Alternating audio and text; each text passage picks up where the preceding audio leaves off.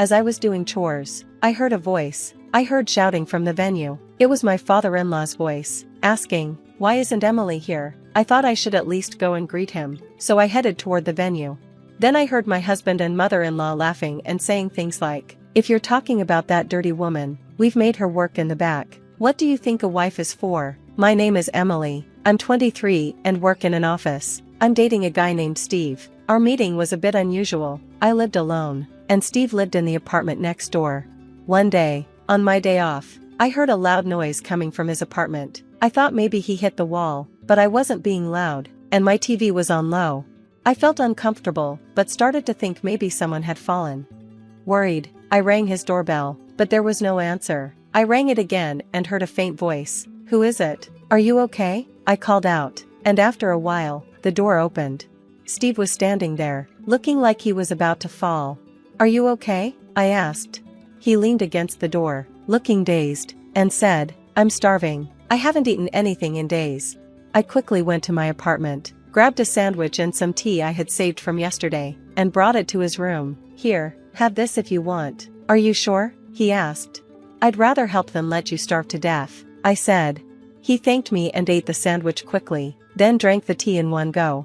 "Thank you," he said, sighing in relief. "I thought I was going to die. I'll definitely repay you for the sandwich later." "No need," I replied. "It's not a big deal, but why haven't you eaten in so long?" He explained. "After paying for tuition and rent, I ran out of money." "So you're a student?" "I'm a senior in college. I don't have a part-time job or anything. Actually, the pub where I worked suddenly went out of business." "What? That's terrible." "So I didn't get paid, and life became hard for me all of a sudden." "Didn't you talk to your parents?" "I didn't want to worry them." "I understand, but I think you should tell them. It's dangerous if you collapse from hunger, like you almost did." "You're right. I'll be more careful." Right after that, his stomach growled. I couldn't help but laugh. "You must be really hungry." "Well, it makes sense since you haven't eaten in days." I decided to let him try my homemade cooking. He hesitated, but I insisted, telling him it would be bad if he collapsed from malnutrition. So, I made him fried rice in my room. "This is delicious. It's been a while since I had food this good." He ate quickly and happily, like a child, which was really cute and made me feel protective of him. We introduced ourselves and exchanged contact information. I told him to reach out if he ever needed help. It seemed like he found another part-time job soon after, and he got a job at a restaurant that provided free meals. "Thanks to you, I won't starve to death." "I'm glad to hear that." Recently, when I came home from work, I'd cook a little extra and invite him over to eat together. I was always lonely eating alone, so it was nice to have someone to share meals with. While I was thinking about that, he suddenly looked serious. "What's wrong?" I asked. As I asked nervously, he swallowed and said, "Emily, would you go out with me?" "Huh? I know I'm just a poor college student, and I'm not a good match for you, but I've fallen for you." I was surprised by his directness, but I also liked him, so I said, "I like you too, Steve." He was so happy when I agreed, and we started dating. We enjoyed spending time together, talking about things like whose room to hang out in since we lived next door to each other. Our relationship went smoothly, and after he graduated, he found a job. We decided to move into a bigger place when he started working. Although we had already been living together, we thought it would be better to share a larger room to lower the rent for both of us. We continued dating for a while and got married when I was 26, and he was 25. Even though we kept living in the same room, not much changed after our marriage. However, one thing did change right away: Steve's mother, who became my mother-in-law. Before, we had never been involved with her much, but after we got married, we had to see her more often. Even though she had never visited our home when we were living together, she started coming over a lot after we got married. "Emily, do you even clean the room properly?" she asked. "Look at all this dust. I can't reach that high, and I don't have time to clean up there after work." "What? You're talking back to your mother-in-law? You're a cheeky wife." "I just said I couldn't do what I couldn't do." "You're just full of excuses. I can't believe Steve married someone like you." My mother-in-law took every chance to criticize me. Since I left for work earlier and returned earlier than my husband, she would harass me non-stop until he came home. I tried to do the housework, hoping my husband would get home soon. "What are you making?" she asked. "Huh? I'm grilling fish." "Steve won't be satisfied with that. Make a more elaborate meat dish." "What are you doing?" Mother-in-law? My mother-in-law threw the grilled fish I had made into the trash. I can't believe I left the daily cooking to you. From now on, I'll do it. If she cooked, that meant she'd come over every day. I didn't want that at all. There's no need, mother-in-law. I'll cook properly. No, I don't trust you. I'll come and cook every day. Just then, Steve came home. She immediately talked to him about it. Oh, you're going to help with housework, Mom? That's great. Please do, huh? Steve decided without even asking for my opinion. I'm looking forward to cooking with you, Emily, my mother-in-law said, smiling proudly. From then on, it was awful. She got a key from Steve and started coming into our house, waiting for me to get home from work. You're late. Don't just leave everything to me. I'm cooking. Start cleaning now. She made me do housework even when I was exhausted from work. Even if the house wasn't that dirty, she constantly watched me. If I took a break, she would scold me nonstop. I had no choice but to keep cleaning, which made me even more tired. She really did come every day to cook, and she even ate dinner with us. She would badmouth me in front of Steve, calling me useless. Don't cause trouble for Mom, Steve would say, blaming me instead of scolding his mother. My mother-in-law could come over every day because her husband was working abroad, and she lived alone, so she visited us often. She also started pressuring me about having a child. There's nothing better than having a child. Hurry up and have one or two. I tried to explain that it's not something we can just do right away, we have to wait.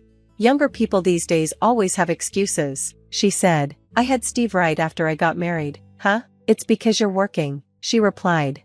What? I was a housewife, so I could have children right away.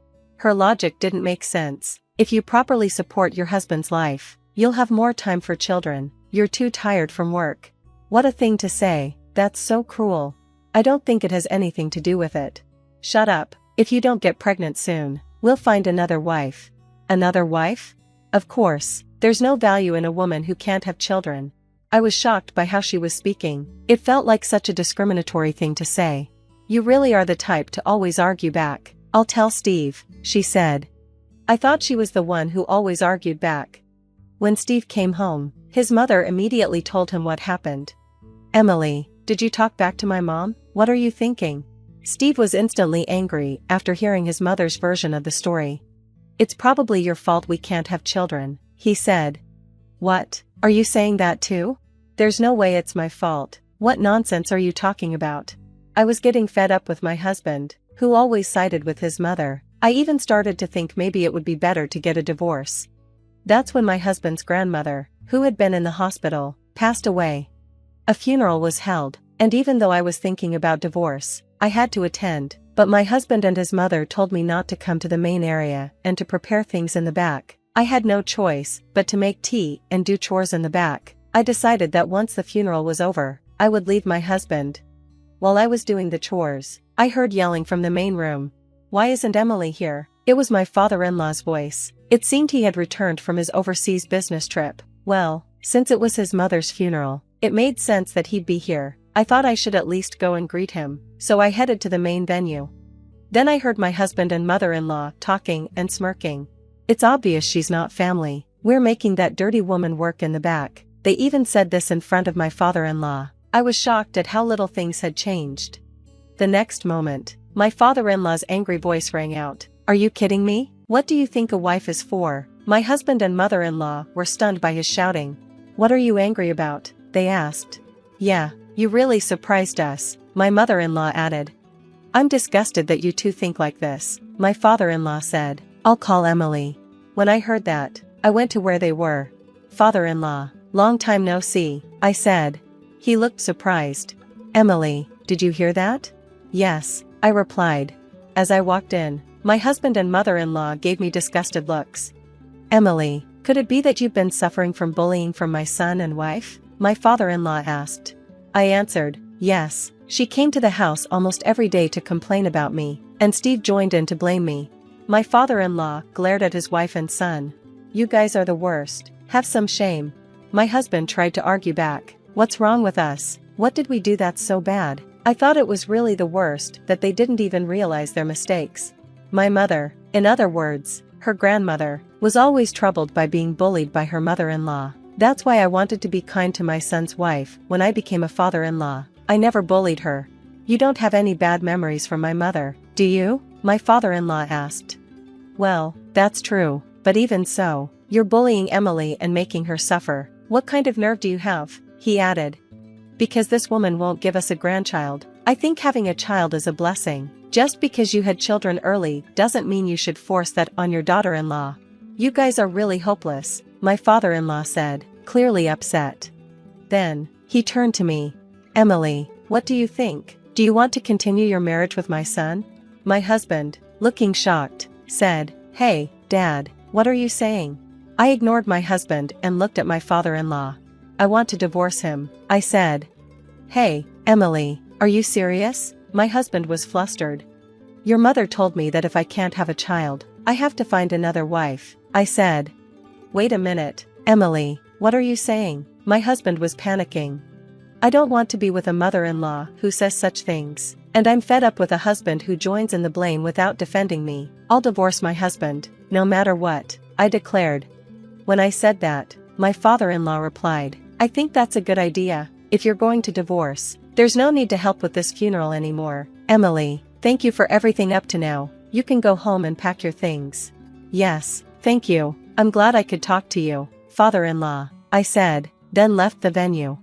My husband and mother-in-law looked pale. Since everyone overheard our conversation, news of my husband and mother-in-law's bullying quickly spread, and they were looked down upon by all the relatives. With my father-in-law's help, I officially divorced my husband. It seems my father-in-law was so appalled by what happened that he also divorced my mother-in-law. My mother-in-law was left abandoned by my father-in-law and had nowhere to go, so she went to my ex-husband's place, but since I had been paying for most of the living expenses, they soon started running out of money. My ex-husband had saved nothing, so the two of them were struggling to make ends meet. Well, it's none of my business, so I don't really care. As for me, I now live alone in a single-person apartment and enjoy my life. I recently started keeping a cat, so I don't think I'll be dating for a while. Something feels off. I try to pinch my cheeks to ward off the sudden wave of sleepiness, but it's utterly ineffective. There wasn't anything particularly exhausting about today, just a meal at my in-laws. And I'm not usually short on sleep. Why then, I wonder drowsily, when I hear my husband's laughter. Good night, LOL. I'll make sure you have sweet dreams. My name is Lila. A 24-year-old office worker, newly married to Riley, who is 5 years my senior. We met through a friend and, after dating for 2 years, were happily married. We had a grand wedding recently and received blessings from many people. Just as I was dreaming about our happy married life ahead, an unexpected misfortune struck. Emerson, my mother-in-law, suddenly fell ill and passed away in no time. Emerson was cheerful and very kind, delighted when I first went to greet her. Nice to meet you, I'm Lila. Oh, what a joy to have such a lovely woman as my son's wife. I've always dreamed of having tea time with my son's wife. I'd be delighted. Please, let's have tea time together. Though I was nervous, Emerson welcomed me with a full smile, making me feel at ease and fond of her. We had planned to have tea time together after the wedding settled down, but that dream was shattered with Emerson's passing. We were busy with Emerson's funeral, sorting out her belongings, and handling the inheritance, finally settling down a year later.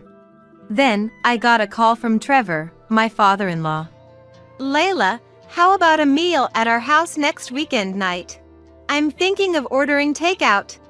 Yes, of course. Thank you. So, I was invited to dine with Trevor next weekend night, along with Riley. Trevor ordered Singaporean cuisine, which he loves, and we enjoyed the feast. The three of us gathered around the dining table. It was my first time trying Singaporean cuisine, and everything was delicious. Except, the soup tasted oddly. Curious, I asked my husband. Hey Riley, doesn't this soup taste a bit strange? That's just how this dish is. You're not used to Singaporean cuisine, haha. Though Riley laughed it off, I couldn't stomach the soup, so I avoided it and ate the other dishes. Then, I felt Trevor's sharp gaze. Lila, I went through the trouble of ordering this, so make sure you drink the soup. Startled by Trevor's outburst, I hurriedly gulped down the soup. It still tasted weird. The strange taste spread throughout my mouth, and I tried to cleanse my palate with water and other dishes. Gradually, my vision blurred, and I found myself slumping over the table. What's happening? I'm incredibly sleepy. This isn't good. I'll really fall asleep. I need to stay awake. As my consciousness faded, I could hear Riley's laughter. It seems to have worked. Dad, is that thing ready? Of course, it's all set. It's in the dresser drawer in the bedroom. The new ones are amazing, only 0.01 millimeters thick. We didn't have those when I was young. Realizing Riley and Trevor were discussing contraceptives, I felt a sense of danger but then lost consciousness completely. When I woke up, I was in a hospital bed. What happened? I murmured groggily. Oh, thank goodness! You're awake! Looking towards the voice, there was our neighbor, Luella. Luella immediately called the doctor, who explained that I had been given a large dose of sleeping pills. Sleeping pills! So that's why the soup tasted so odd. Then, I learned from Luella. Your dad and husband ran off in the car, so I accompanied you in the ambulance. I'm so glad you woke up safely. Really? Thank you so much. I'm sorry for the trouble. But, what do you mean Dad and my husband fled in a car? Actually, Luella found out that the fire alarm was ringing at my in-laws' house and it wouldn't stop, so she decided to check on them. When she rang the doorbell, Trevor came out. yes. What's going on, ringing the fire alarm like this? It's been going off for so long. Haven't you found the source yet? This is serious. I'm coming in. Please, it's okay. Don't come into the house. What are you talking about? We're supposed to help each other out in times of need. Luella said that, barging into the house, and found me lying listlessly in the living room. Oh my! You've collapsed from inhaling smoke. This is terrible. I need to call an ambulance right away. No, this is different. Trevor and my husband tried to deny it hastily, but Luella was convinced I had collapsed from smoke inhalation and called for emergency and fire services on the spot. Lila is just sleeping. That's right. My wife is just tired and sleeping. There's nothing to worry about. Despite their desperate explanations, Luella objected. It's strange that she won't wake up with such a loud noise going on. I'm worried. I wonder if the ambulance will arrive soon. Luella was frantic. Before we knew it, people had started gathering. Riley and Trevor began to sweat profusely. Soon after, Riley and Trevor hurriedly jumped into a car and fled, leaving me behind. That's why Luella ended up accompanying me in the ambulance. Such a thing. Thank you so much. I expressed my gratitude to Luella. Then, when I told the doctor about the conversation I heard between Riley and Trevor before losing consciousness, he grimaced and made a call, and I was informed that Riley and Trevor were also admitted to the same hospital. Riley and Dad are hospitalized. Why? Apparently, after fleeing the house in the car, Riley and Trevor were driving frantically to get as far away as possible. As a result, the car Riley was driving crashed into the wall of a mansion, causing an accident. Both were brought to this hospital by ambulance, severely injured with broken bones, but their lives were not in danger. Hearing the reason for their admission, I was overwhelmed with anger, disgust, and various other emotions. They got what they deserved. I'll never forgive them. I decided to hire a lawyer and sue over this incident. Then, sleeping pills were detected in the soup bowl I had finished, and Riley and Trevor were arrested for assault. The news even reported on the incident. Later, during the police investigation, they were rearrested for attempted rape. Trevor was stressed from being busy with Emerson's funeral and other matters, becoming frustrated. He was planning to visit a nightclub, but when Riley found out, he made a proposition to Trevor. Dad, if you're that frustrated, I can lend you Lila. But in return, give me Mom's kimonos. Eh? Really? I'd be thrilled to be with young Lila, but... Why Mom's kimonos? Are you running out of money? Yeah, I kinda blew through my savings. Riley had squandered his savings on gambling and offered me in exchange for Emerson's kimonos, which came from a distinguished family and were valuable. Riley knew this and proposed the trade to Trevor. Lila doesn't know I'm hooked on gambling. I've used quite a bit from our joint savings account, so I want to cover it up before she finds out. I see. But I can't imagine Lila agreeing to be with me. That's okay. I have a good idea.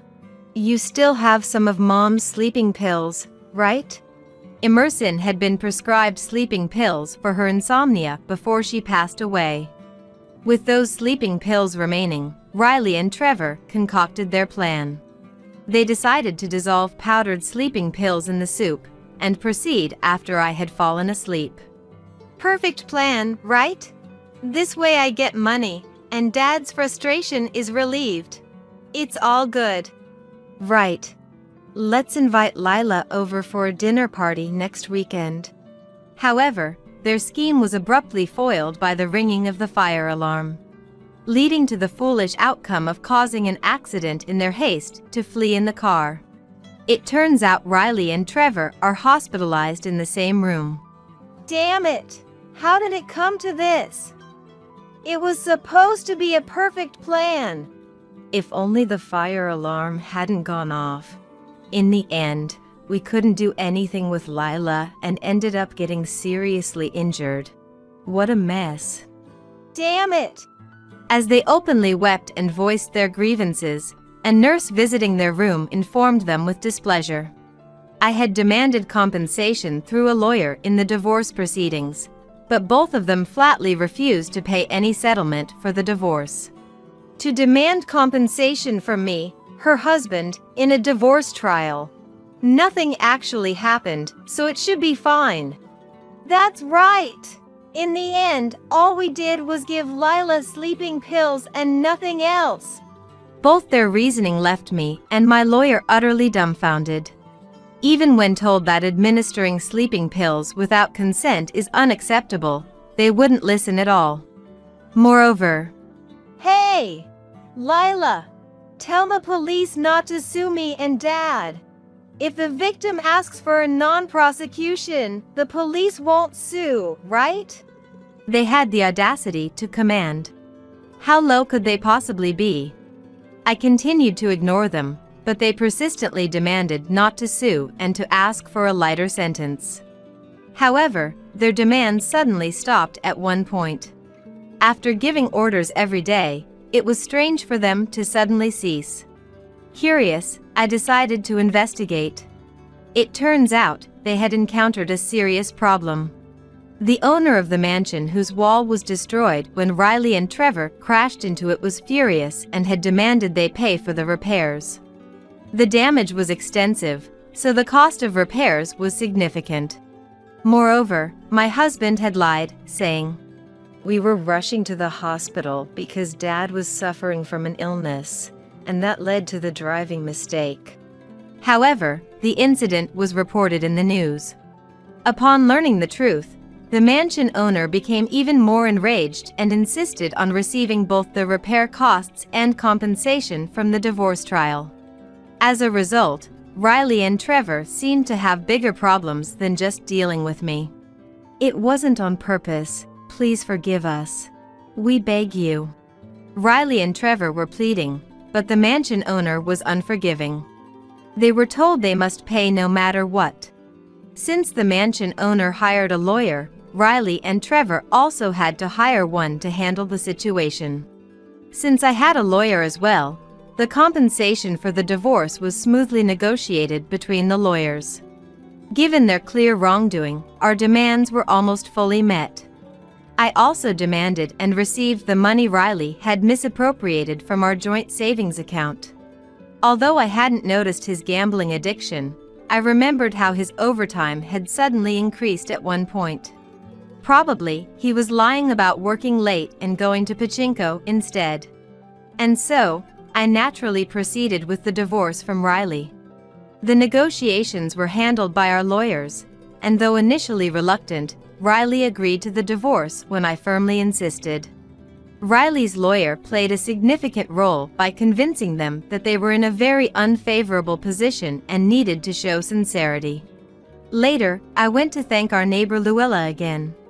Thank you so much. I don't know how to express my gratitude. Oh, I didn't do anything special. It's good that you're safe. Perhaps Emerson was looking out for you. Emerson, you say? What do you mean? After I was taken to the hospital in an ambulance, the firefighters came and checked the cause of the fire alarm. However, the only source of fire in the house was a candle on Emerson's altar, which no one should have lit. This wasn't enough to trigger the fire alarm, indicating a possible malfunction as there were no other signs of fire. Maybe Emerson is always watching over you? She was so happy to have such a lovely daughter-in-law, Luella told me with a smile. It might have been a coincidence, but even so, I felt a warmth thinking about Emerson's kind smile. After expressing my thanks to Luella again, I headed to a certain cake shop. This shop sells a chocolate cake that I've always loved. When I had promised to have tea time with Emerson, I wanted her to try the chocolate from this cake shop. After buying sweet buns, I went to the florist to buy flowers that matched Emerson's cheerful image, with a fresh impression, and headed to visit her grave. Offering the flowers and chocolate at the grave, I expressed my gratitude to Emerson. Dear Emerson, thank you so much. Your help saved me. Though I've divorced Riley, I will always love you, Mom. I wished I could have talked more with Emerson. I wanted to have that tea party.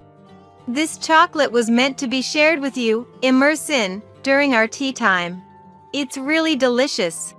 Just then, the wind blew softly. Feeling as if Emerson had responded, a tear fell from my eye.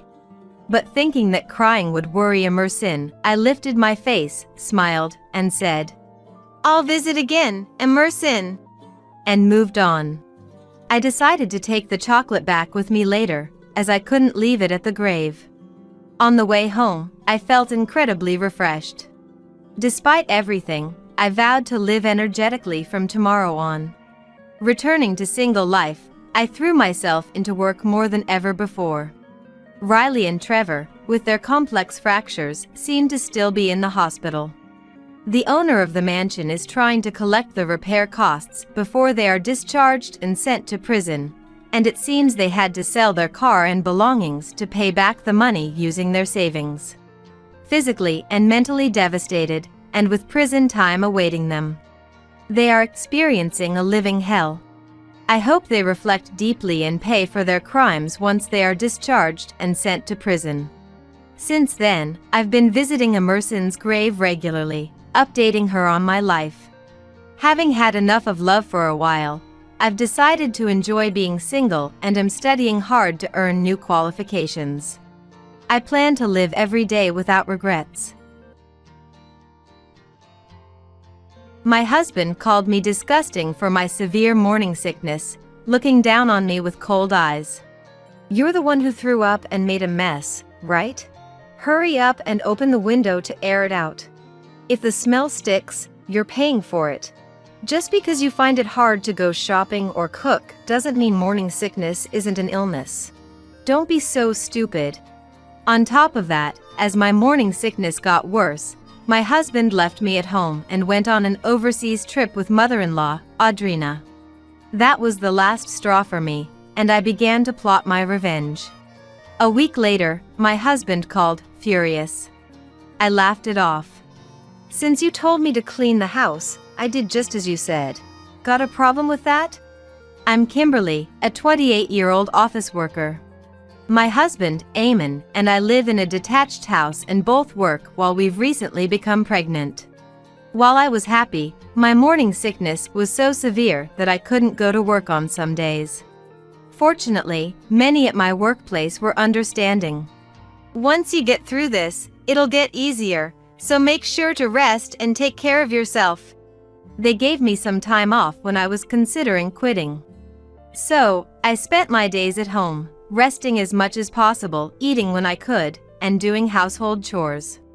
The problem was my husband. He practically stopped doing any housework at all. You're always at home, right? Even a pregnant woman can clean, so at least do that. While my husband used to do household chores when we were both working, he stopped doing anything since I took my leave.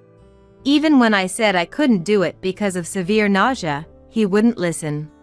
Moreover, he compared me to other pregnant women he had seen, saying, "Just being lazy and slacking off in the name of morning sickness." Furthermore, he was extremely averse to me vomiting. The first time I vomited at home, I didn't make it to the toilet and ended up using the living room trash can. Seeing this, my husband, pinching his nose, hurried me to ventilate the room and kept yelling at me, even though my nausea hadn't subsided. Although I vomited into a plastic bag in the trash can, so the can itself wasn't dirty, he made me dispose of the bag and then threw the trash can away. Hey, what's with that attitude? Why are you telling me to open a window when I'm vomiting? You could open it yourself. And I properly sealed the double bag before throwing it away, so why throw out the trash can in front of me as if to make a point? Disgusting, smelly, don't talk. Even if it's in a plastic bag, droplets might have gotten on the trash can. After that, no matter what I said, don't talk because it's smelly, he wouldn't even listen. I started to consider divorce.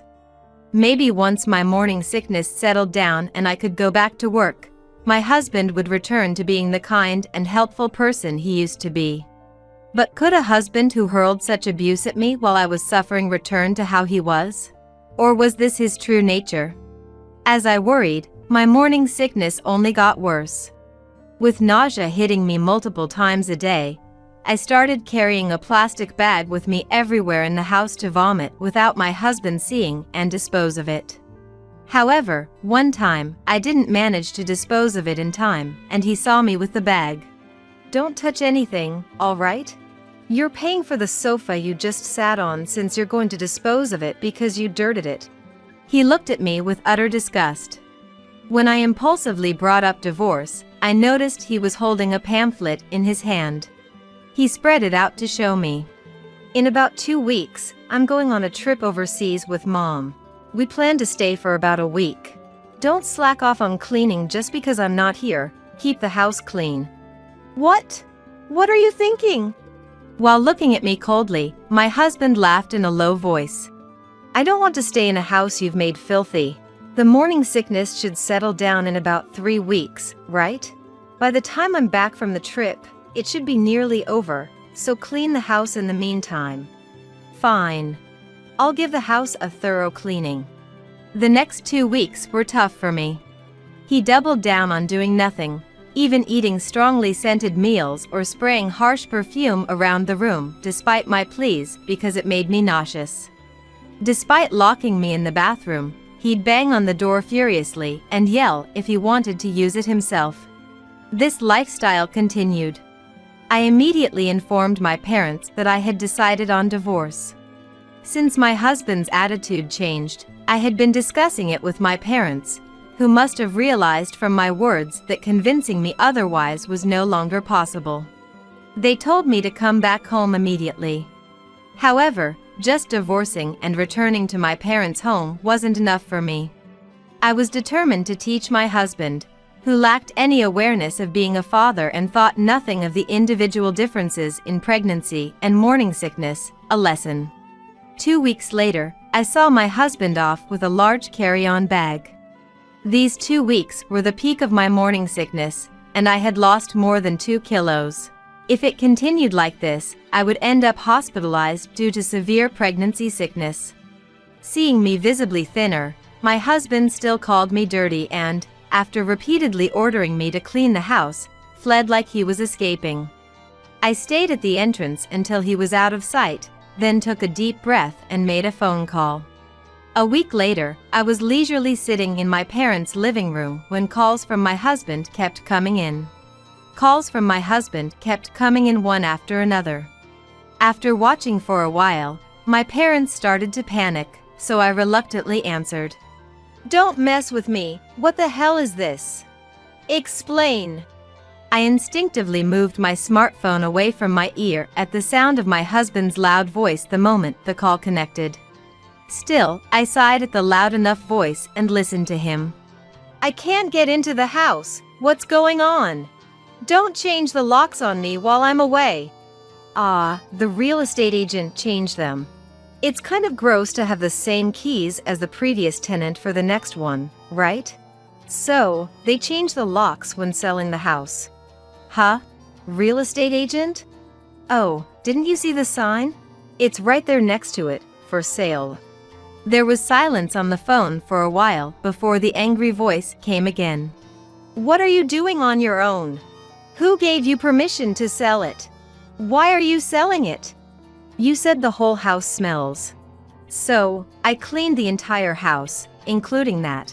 And why would I need anyone's permission to sell my house? Your house?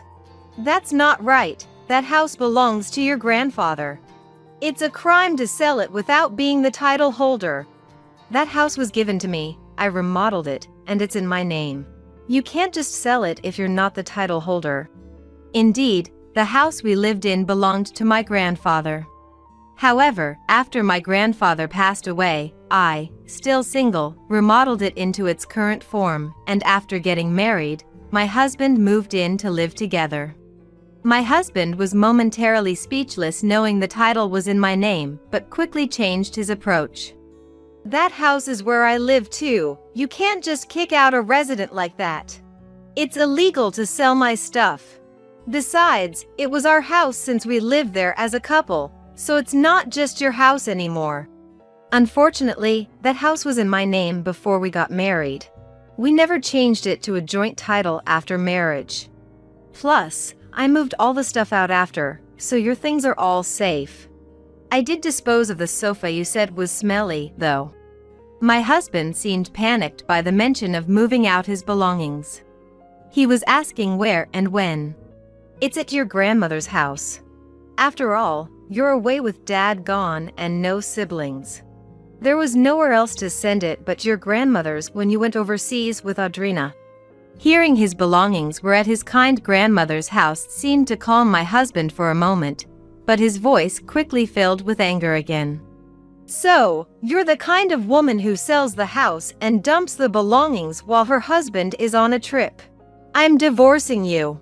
I'll sue for compensation in the divorce court because of this. It's a relief you're the one bringing up divorce. I don't want you to come to the house anymore, and I'll be heading there with my lawyer soon. So, goodbye. I wonder if my husband truly believed he could win if he took it to court. I calmed my panicking parents while contacting a lawyer. A week later, when I went to what my husband calls his in-laws' house, Audrina slapped me before I even entered the door. I had expected it and deliberately received the slap. Because of you, the house is a mess. A woman who can't even do housework because of a little morning sickness is useless. Pay the compensation in the divorce court and let's divorce. As I was rubbing my stinging cheek, planning to retort to Audrina, she saw someone behind me and her face twisted. I thought you showed no remorse, but to strike immediately upon meeting is something else. Behind me was Carol, my husband's grandmother, looking furious. Hello. I'm really sorry for sending the belongings over so suddenly the other day. That's all right. If it hadn't been for that, I wouldn't have noticed at all. I had come to the in-laws' house, which was now the home of my husband's grandmother who had kindly accepted his belongings. When I sent my husband's belongings, I included a letter of apology, detailing everything about our situation. As a result, The grandmother was furious with her grandson's husband for hurling terrible words at his wife suffering from morning sickness and leaving her to fend for herself. She was equally furious at Audrina for going on an overseas trip with him without admonishing such behavior. The grandmother, now 80 years old, is a gentle figure to her grandson but a disagreeable mother-in-law to Audrina. Since Audrina married into the family, her relationship with the grandmother, due to their clashing personalities, has always been like cats and dogs. Sure enough, Audrina, upon suddenly facing the grandmother, twisted her face in obvious annoyance, which only fueled the grandmother's anger further. After briefly addressing the shouting match between the two, I entered the house. There, my husband stood, dumbfounded next to the grandmother and Audrina. It might have been shocking for my husband to see his kind grandmother and mother arguing so fiercely. However, wanting to discuss matters with my husband without Audrina's interference, I had informed the grandmother of my visit in advance. And we started the divorce negotiation with my lawyer before Audrina could return. The process didn't take much time and ended smoothly. The compensation amount my husband had prepared for the divorce court and its basis were systematically dismantled by my lawyer, leaving him speechless. After a thorough division of assets and agreeing not to approach me except when visiting our child after its birth, my husband readily agreed, and our marriage ended abruptly. As I was leaving the house, the grandmother and Audrina were still standing next to each other. I addressed them briefly before departing, but they seemed too heated in their argument to pay me any mind. Subsequently, I began receiving a barrage of complaint-like emails from my ex-husband. Apparently, he became annoyed with the grandmother coming to the in-laws' house and meddling. Imagining my former husband and Audrina, who had shouted at me so boldly, becoming meek in front of a petite grandmother, finally brought me to laughter. However, the nature of my ex-husband's emails soon shifted towards seeking reconciliation. Every day there's shouting. They both ask me what I think when they're fighting, dragging me into it, and it's annoying. It's a lifetime request. Please, let me stay at your place. I'll do household chores or anything. I won't do anything terrible again, and I'll never say it. I want to meet our coming child too. I love you. I want to remarry you. I responded mechanically. I will not reconcile. As for the child, you can meet if you pay child support. And left it at that. Eventually, the messages from my ex-husband ceased. Apparently, unable to bear the living conditions, he left Audrina and went somewhere. Not providing any support, Audrina, not yet of pensionable age, is scraping by on her savings. Audrina herself contacted me with this news. No one's helping me. Please, I want to stay at your place. I only went on the trip with my son because he invited me. I had no idea you were suffering so much from morning sickness. She claimed, lining up convenient excuses over the phone, but when I threatened to report her to the police, the calls stopped. Apparently, the grandmother also refused to help, and Audrina, limited by her savings, began working part-time. Thus, she no longer had the energy to call or email me. However, the altercation between the grandmother and Audrina that day is well known throughout the neighborhood, and they saw me deliberately receiving Audrina's slap. Consequently, the neighbors have distanced themselves from Audrina, leaving her to live uncomfortably in her home. Seemingly unable to afford renting a new apartment, she spends her days diminishing in stature. Yet, living alone in a rent-free house should be manageable on a part-time income. My morning sickness has finally subsided, and I no longer vomit. The doctor, learning of my divorce and the circumstances around it, scolded me for accumulating too much stress, which wouldn't help in healing. Though I had been consulting with my family, the stress from living with an uncooperative ex-husband for a while, and dealing with real estate agents online to sell the house, had been too much on my body, and I reflected on this. Moving forward, I plan to avoid stress and return to work. Anyway, I'll be taking maternity leave before giving birth, planning to live at my parents' house. Now, imagining the appearance of my unborn child brings me immense joy.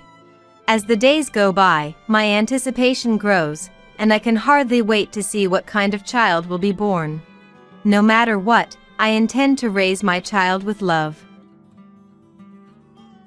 Call an ambulance, quick. How can you be so oblivious? Suddenly, Brittany, who lives next door, rushed into my apartment in a panic. It all started when Tony collapsed in the bathroom. Lately, Tony never parts with his mobile phone, no matter where he is in the house. In fact, he even takes it to the bathroom, apparently talking to someone. Why she, living next door, knew in real time that he had collapsed in the bathroom is beyond me.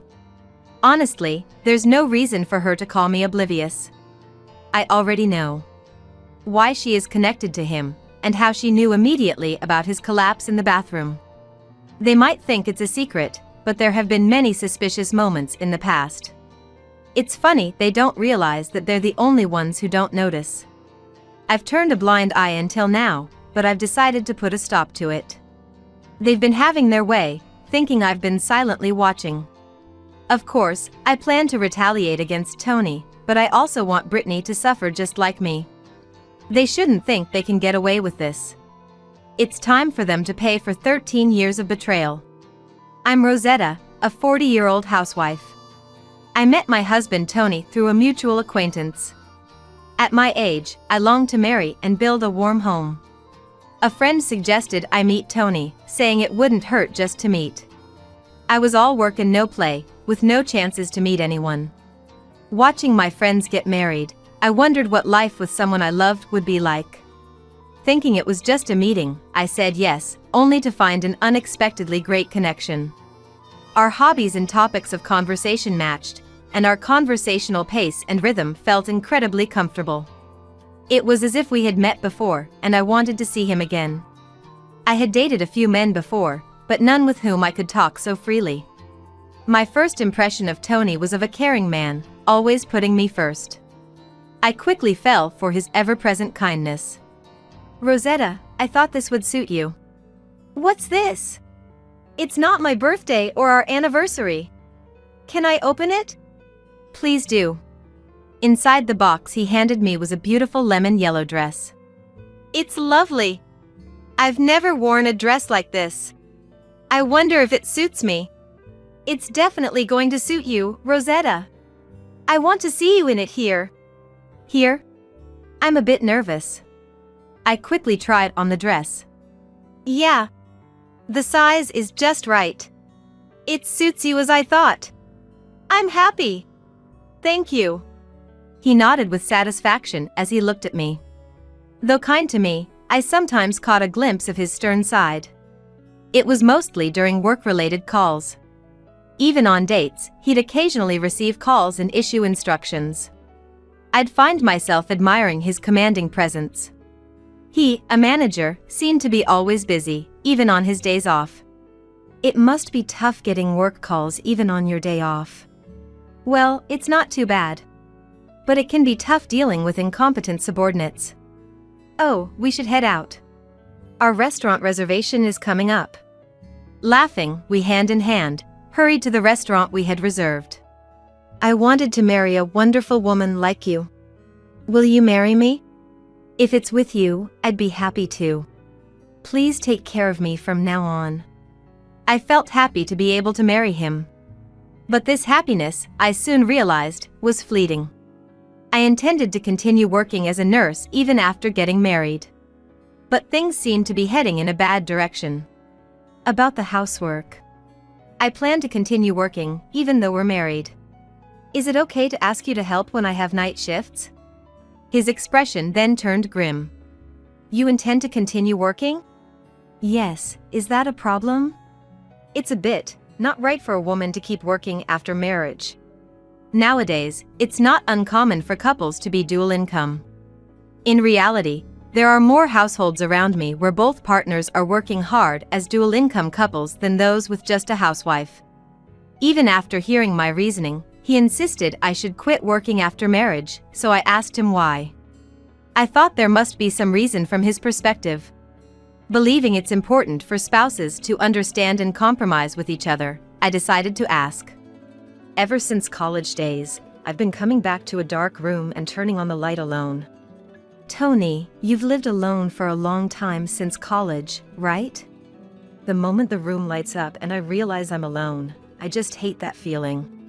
His expression seemed to darken for a moment. So that's how you felt. I lived with my family for a long time, but I guess living alone can make you feel that way. That's why I want you, Rosetta, to quit your full-time job. Of course, I'll work in your place. There's even talk of me becoming a director soon. Really? A promotion at this time? That's amazing. Then, scratching the tip of his nose awkwardly, he replied. Whenever he feels shy about something, he fiddles with his nose and breathes heavily. He looked at me as if expecting more praise, so he must have been really happy. He always prioritized career advancement, working hard to be recognized at work, so this honor must mean a lot to him. It's not a big deal for someone like me. But there are only a few among my peers who have become managers, so I guess my progress is relatively fast. Proudly saying this, I felt a hesitation beside him. Sensing my indecision, he leaned in and said, You're not going to cling to your job when I, your husband, am asking you this humbly, right? I was speechless at his expression, one I had never seen before. It was unbelievable, and instinctively, I felt I shouldn't meet his eyes anymore, a strange sensation. Being told this, I felt I had no choice but to quit. I wanted to continue a bit longer, but I decided to resign, considering it was my beloved husband's request. Life as a housewife, starting with our marriage, was harder than I expected. I thought being a housewife meant doing household chores, but it was extremely busy. Taking advantage of me being a housewife, Tony stopped doing any housework. Women's workplace is like the home, right? It's wrong to just rush through work to have your own free time. I couldn't talk back to him when he said this in a stern tone. In the morning, I prepared breakfast and helped him get ready for work, timing it with when he woke up. Until he returned at night, I finished all chores like preparing dinner and cleaning the bathroom. Tony, breakfast's ready. I'll be right there. He sat down at the table, looking around leisurely and sighed deeply. You know I went out for a work-related drink last night, right? Yes, I thought so since you came back late. What about it? If I went out for drinks, shouldn't the breakfast be Eggs Benedict? I'm sorry, I didn't consider that. Then he, tapping his finger on the table, silently glared at me. He was particular and would strongly point out anything that differed even slightly from his preferences. Hey, is this where the vase was supposed to be? A normal vase placed beside the TV stand. I bought it thinking it would add a nice touch to the home since he likes flowers. I haven't decided exactly where to place the vase, but I wonder if something went wrong. The vase? I moved it a bit since it was blocking the TV view. Tony clicked his tongue and glared at me. With this angle, it blocks the view of the painting from my seat. A masterpiece obscured by flowers. What were you thinking? So selfish to prioritize watching TV. I didn't mean to. I'm sorry. Try to understand the feelings of a man who's dealing with such a selfish woman. He kept blaming me relentlessly. Hearing how inadequate I was, I started to strongly believe I was a terrible person. Rosetta, you've always lived at home and only worked as a nurse, so you might not understand, but society isn't so kind, you know? Being limited to the medical world like that. When he said this, I started to feel anxious, wondering if my narrow perspective was causing him discomfort. You say you're a doctor or nurse, but in the end, you only know a narrow world, don't you? Yes, I suppose. I've been working at the same company for 30 years since graduating from college, so I'm good at sensing these things. I'll teach you, so be sure to pay attention. Honestly, I felt that continuing as a nurse would have been far better. His relentless sarcasm often lasts for 2 to 3 hours. Showing any sign of displeasure means starting all over again with the lectures, so I'm not even allowed to look upset. I focused solely on giving answers that would satisfy him or nodding as if I were listening. While it's possible to ignore Tony's sarcasm, there's another issue that's been bothering me for a while. Brittany, our next-door neighbor. She seems to be a successful influencer, and her voice can be heard every night during her broadcasts. Despite living in a well-insulated condominium, the sound leaks through, indicating she must be playing at a very high volume. I've been troubled by this noise since moving in 13 years ago and have complained 2 or 3 times. Remembering those times still makes me angry. Since those complaints, it seems I've been marked as an enemy in her eyes. Every time we pass each other, she clicks her tongue at me. Although it's a regular occurrence, it's still unpleasant to experience every night. Don't you know what kind of person the neighbor is? He looked at me sharply when I asked. Is there a problem with the neighbor? I hope it's not trouble with them. No, it's not trouble, but the noise. I was wondering if there's something we could do about it. I don't think it's a big deal. Just don't confront the neighbor directly, okay? Saying that, he ended the conversation and drank his beer. I haven't brought it up since. Tony often comes home late at night due to his busy work schedule. I try to wait up for him, but sometimes I fall asleep. One night, I thought I heard Tony's voice and tried to get up, thinking he was home, but I was too sleepy. I needed to get up quickly to avoid making him angry. However, when I got up, I couldn't see him anywhere. Huh? Didn't he come home? I could hear Tony's voice, but where was it coming from? Listening closely. It seemed to be coming from next door. It also sounded like he was talking to someone, but was he talking to Brittany? Why would his voice be coming from Brittany's apartment at 1 a.m.? Feeling uneasy, I decided to use some savings I had hidden away from my working days to hire a detective. I never thought I'd be the one to hire a detective. What the detective found was unexpected. However, I still felt it wasn't the right time to confront Tony with this evidence. As the year-end approached, I had a bad feeling. With the long holiday break around the corner and the unpredictability of what might happen on the last day of work before then, I felt a bit heavy. That year-end, Tony came home a bit early from his last day of work before the long holiday, seemingly in a good mood.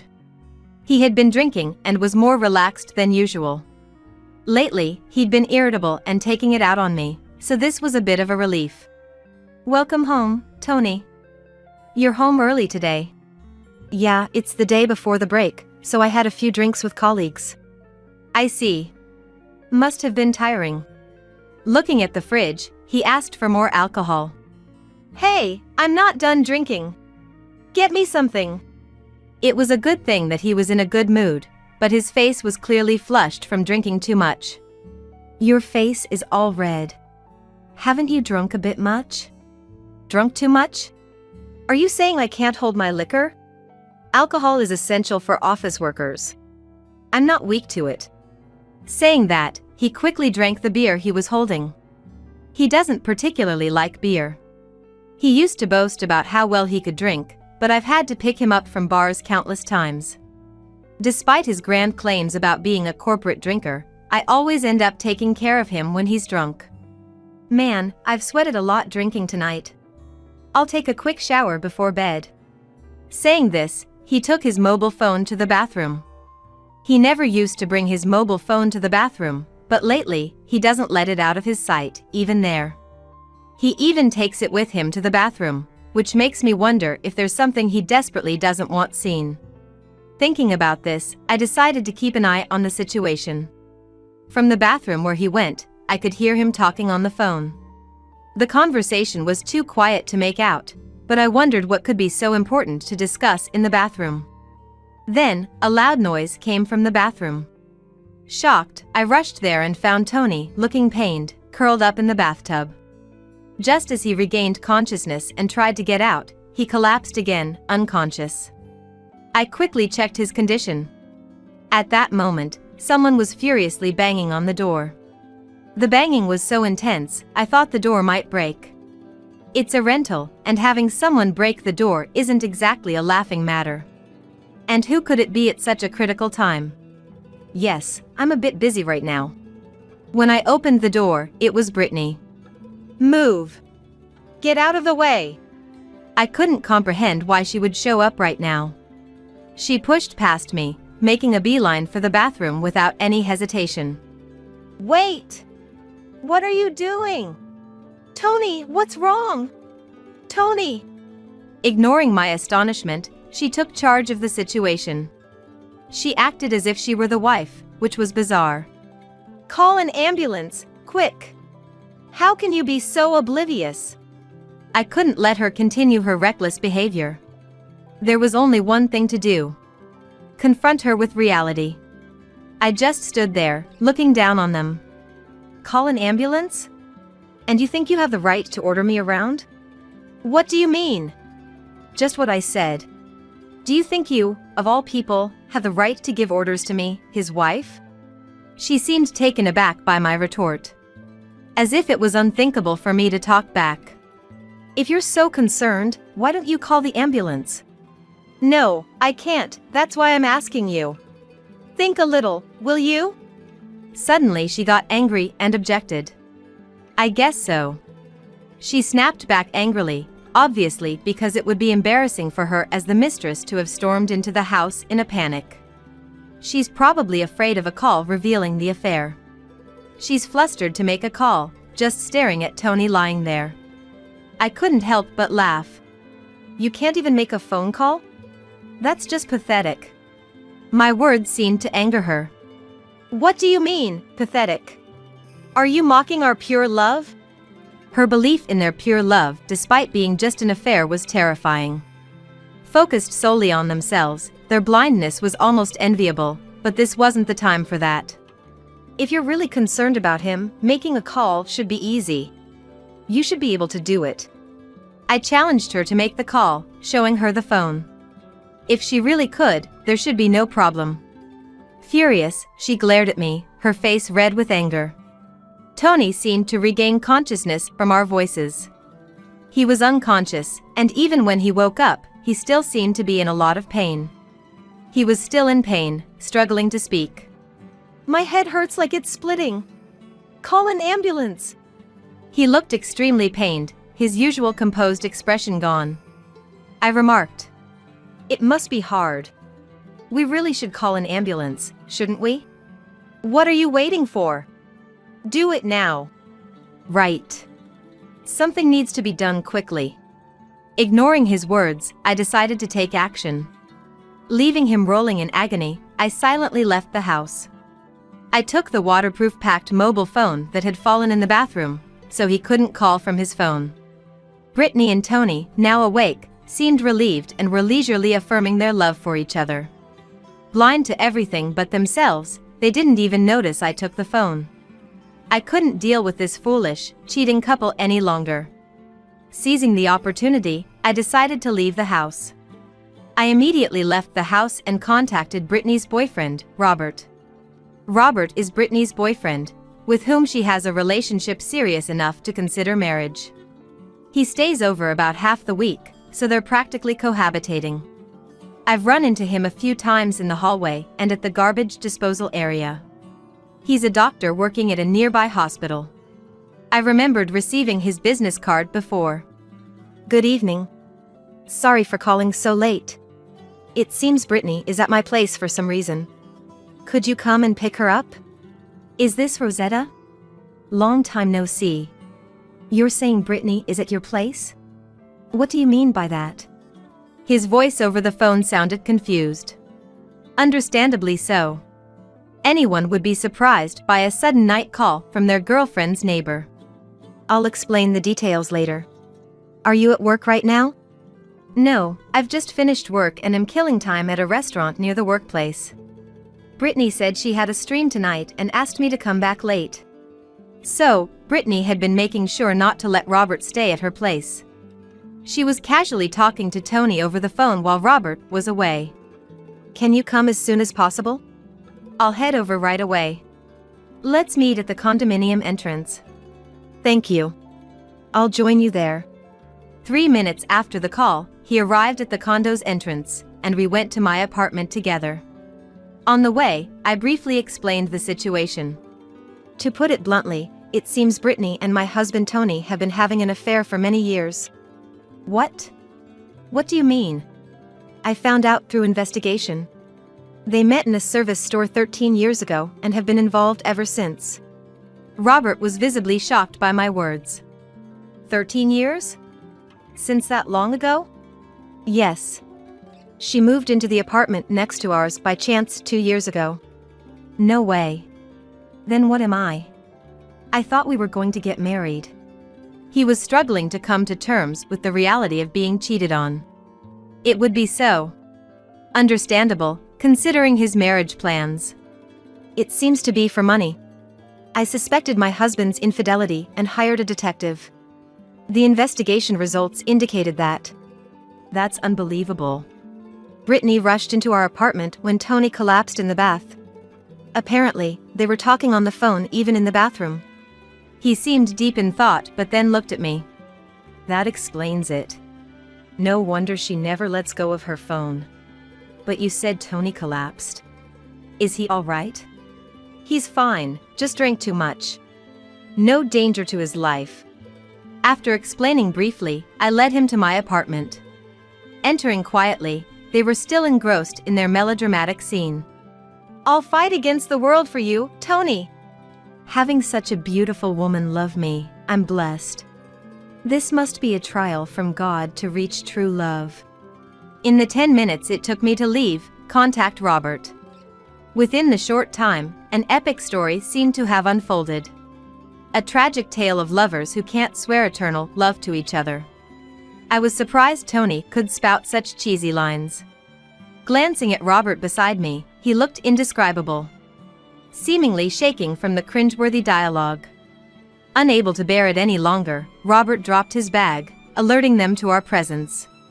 What's going on here? Robert, why are you here? Strangely, both were naked, which was comical. Why? That should be my line. You told me not to come home early because of a stream. Was it for this? Normally mild-mannered Robert raised his voice, and Brittany seemed a bit taken aback. Well, that's because, you know, the fans and antis are troublesome. I was worried about what would happen if they found out I have a boyfriend. Brittany looked evasive. I knew Robert only from brief exchanges in the apartment complex.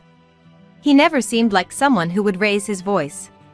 Indeed, he listened calmly when I explained everything to him earlier, showing his ability to control his emotions. So, for Robert to react this strongly, she must have really crossed a line. Stop taking people for fools. To think you've been secretly having an affair with the neighbor for 13 years. She suddenly became defensive, her eyes darting around. I thought maybe I'd marry Robert. Is that bad? She tried to look innocent and appealing, but it only backfired with Robert. We were cohabitating because we talked about marriage someday, but now I just can't believe you. Brittany, realizing Robert was genuinely angry, quickly switched tactics. No, this is a misunderstanding. I was just teaching him about streaming, like personal training for the digital age. Brittany seemed to think we knew nothing about influencers or video streaming, and was clearly trying to bluff her way through. Despite her desperate attempts to wriggle out of the situation, Robert wasn't having any of it. Private lessons, is that it? Have you already forgotten what you yourself said earlier? I played the cheesy dialogue I had secretly recorded at high volume. Hey! You recorded this without me knowing? That's a violation of privacy. Delete it now. Privacy? You have no right to talk about privacy. I'm filing for divorce. Tony, clearly not expecting me to initiate a divorce, was panicking. Divorce? How are you going to live without me? You're living off me, and now you're talking about divorce? Have you lost your mind? He seemed to think I would break down and beg him. His male superiority mindset was apparent, still in disbelief over the current situation. His absolute confidence baffled me, but it didn't matter anymore. Say whatever you want. You can only act tough for so long. Eventually, we got divorced. After the incident, I immediately sought a lawyer who is an expert in divorce and infidelity cases. Presenting the evidence video helped me demand more than the usual alimony. Meanwhile, Brittany's engagement with Robert was called off, and she now lives a secluded life. This is partly because her streaming blew up after the affair scandal. Right after the infidelity news broke, fans analyzed Brittany's posts, exposing her relationship with Tony. The fans' sharp eyes discerned details from subtle reflections and background elements in her posts. The posts and their hints led to the discovery of her affair with him. The scandal affected Tony too. His company received numerous calls, forcing them to acknowledge the situation. He was fired, for his company took the situation seriously. The company must have wanted to get rid of the trouble. I guess so. After all, a high-profile influencer's affair with a married corporate employee from major enterprise was criticized heavily. When the company's stock dipped around the time of the scandal, they couldn't ignore it any longer. Now, he struggles with the public's disdain and rarely goes out, a consequence of his own actions. He's often the subject of online posts, making it risky for him to venture outside. I ran into Brittany once after the turmoil. She appeared as if waiting for me while I shopped at a grocery store near my workplace. How come you're living comfortably off a big settlement while I suffer? Isn't that unfair? Her audacity was typical. There's nothing unfair about it. It's all the result of your actions. I have nothing to say to you. And what's with your high and mighty attitude? Because of you, my engagement was broken off. She approached me, growing more agitated. I was so close to marrying a doctor. Just stop it, will you? You've been secretly having an affair while engaged, and yet you're playing the victim. I can't understand your logic. You should mind your behavior. What do you know? You're the one who's the talk of the internet now. If someone sees this, it'll end up online again. Realizing the risk, Brittany quickly covered herself with her hood and left in a hurry. Since separating from Tony, I've been enjoying my single life. Living at my own pace is wonderful. I've returned to my nursing job, surprisingly recalling much of my previous knowledge. Surprisingly, my body seems to remember, and I am able to do a certain amount of things. Though I once doubted my future, I now live a fulfilling life, forgetting Tony and Brittany as my form of revenge. Taking care of Dad and Mom is all on you, my dear wife. If you oppose, I'll divorce you and sue for alimony, huh? Could he really believe such an absurd demand would pass? I looked at Georgina, utterly exasperated. Alex stood there boldly, giving me a nasty smirk while looking at me. He must think I would accept his demand. Indeed, I've complied with the requests for the sake of the in-laws, believing it was the right thing to do. Regardless of Alex, I thought those two were good people. But now, having seen Brittany's true nature, I've lost all concern, let alone any sympathy. I smiled back at Alex. All right then. Let's get a divorce. Don't come crying to me later. Talking back to your husband, what a failure of a wife. Good riddance. Choosing your job over Dad and Mom. Unbelievable. Oh, my apologies for that. Exactly. I'd prioritize Dad and Mom over my job any day. Unlike you, who's utterly heartless. Alex boasted too proudly. Then why didn't he take time off work now? Instead of pushing it onto me, he should just take a break and help out his parents. Blaming and pushing responsibilities onto me without lifting a finger, what a way to shift the blame. From now on, even if we see each other at work, don't you dare speak to me. I should have chosen a different company. Alex's parting words pushed me to my limit. Then you're fired. What? Fired? You're not my boss. What are you on about? Gone mad from the divorce shock? I couldn't help but reveal a truth Alex was unaware of. I'm Ren, 40 years old. I run an apparel company. I started this company at 26. Having lost my parents early, I motivated myself by setting goals and focusing on achieving them. Decades later, I've dedicated my life to stabilizing the business, working tirelessly. As my friends got married one by one, I didn't even have a boyfriend. There was no time to play. I traveled for work, both domestically and internationally. There were years I don't recall taking any time off. Surrounded by relatives and acquaintances, I was often met with veiled criticism disguised as concern. Aren't you going to run out of time to have children if you don't hurry up? Is work really that enjoyable for you? Don't you get lonely? Arguing back would only invite more nagging. So, I took to leaving those situations with a forced smile as quickly as possible. All the effort I poured into my life paid off, and the company's performance steadily improved. Finally, I could afford to take regular breaks and had the luxury to enjoy my personal life. By this time, I was already 38 years old. At this point, I wasn't particularly keen on marriage, but the idea of having a good partner was appealing. That's when I met my husband, Alex. Our meeting was sparked by a soccer game. Suggested by a subordinate, I went to watch a game on a whim and met Alex there, cheering for the same team, and we hit it off. After attending a few games together, we started going out, and then he asked me out. Alex was the same age as me, but seemed remarkably youthful. He had many hobbies, from baseball to video games, manga, and golf, dragging me along to all sorts of activities. Having never really had time to play before, my time with Alex was incredibly exciting and fun. Being my first boyfriend at 38, I was honestly quite thrilled. One day, Alex broached the subject. Would you meet my parents? If I'm going to marry someone, it's going to be Ren. That's why I want to properly introduce you to them. This was about 2 months into our relationship. Caught off guard, I couldn't refuse, always looking forward to the fun times with Alex. Things went smoothly, and a week later, we visited Alex's parents' house. Oh my! To be dating such a lovely person, my son is a lucky man. Indeed.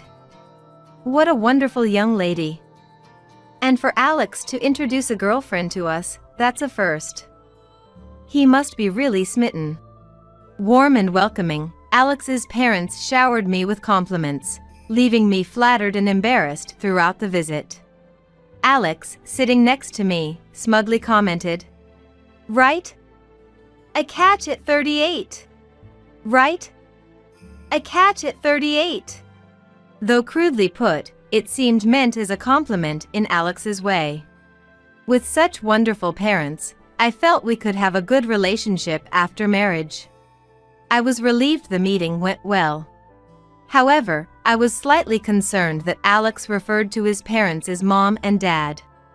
A calling I hadn't often heard from adult men in my circles, which initially surprised me.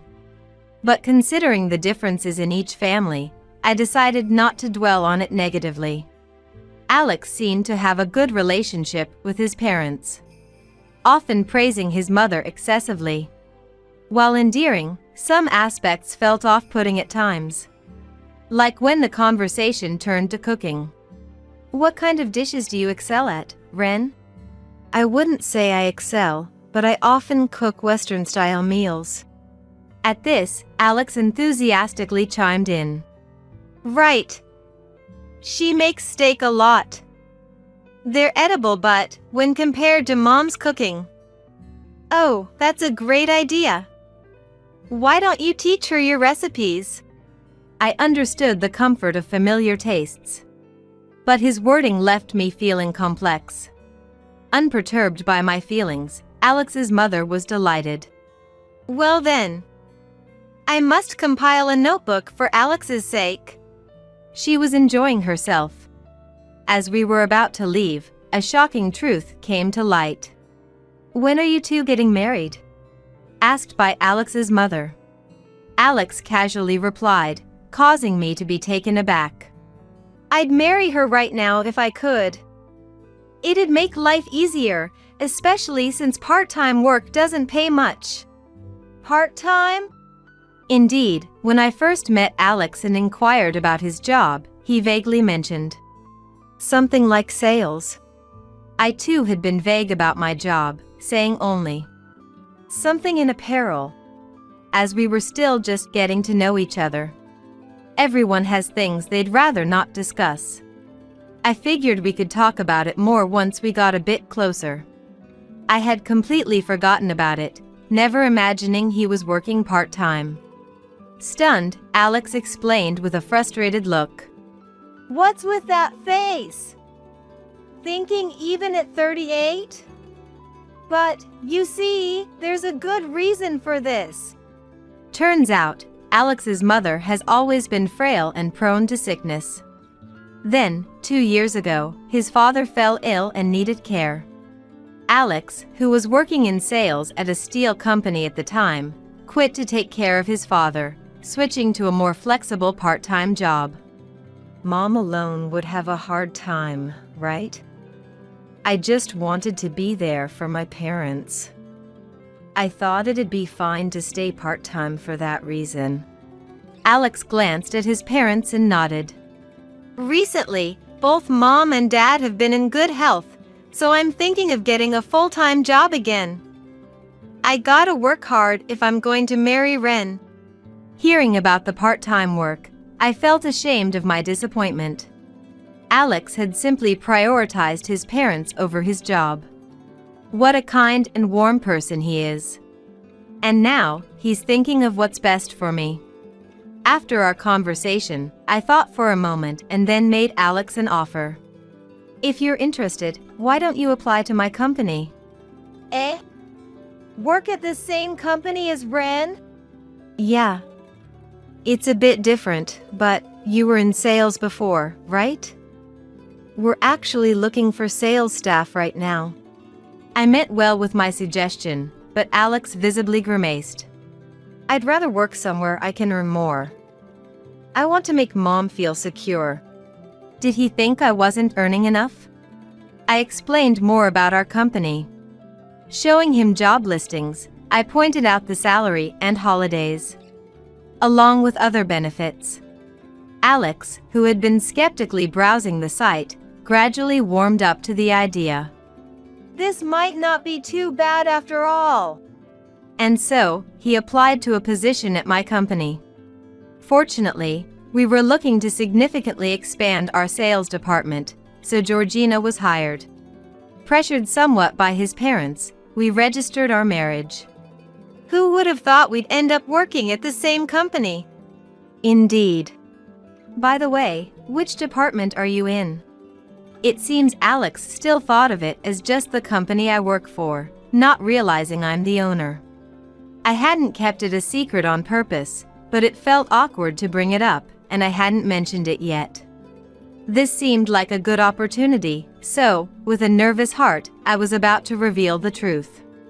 Actually, Alex cut me off with an unexpected remark. Well, it doesn't matter. I'll probably quit eventually anyway. Eh? Quit. What did he mean by that? A bad feeling washed over me. Alex glanced at me and laughed, a smile I hadn't seen before. It scared me. What? You got a problem? No, it's not a complaint, but what do you mean? I'm not planning to quit my job now. Oh, unless we have kids. But my company offers maternity and paternity leave. Kids are out of the question. We're already busy with Dad and Mom. Dad and Mom? As I tilted my head, Alex mimicked me mockingly. Yeah, my parents. Didn't I say they need care? Rosalind? I heard, but you said they've been doing well lately. That's why you re-entered the workforce, right? Even if they're doing well, they're still elderly, aren't they? Aren't you worried at all? Or what? As a wife, are you planning to shirk that responsibility? I couldn't grasp what Alex was trying to say, feeling bewildered. I needed to clear my head and sort things out. Alex was trying to push the responsibility of caregiving onto me. And from how he spoke, it seemed he eventually planned to have me quit my job to prioritize caregiving. I'm not saying you should quit right away. Having two incomes helps financially. For now, just come back to the family home with me on our days off. What is that supposed to mean?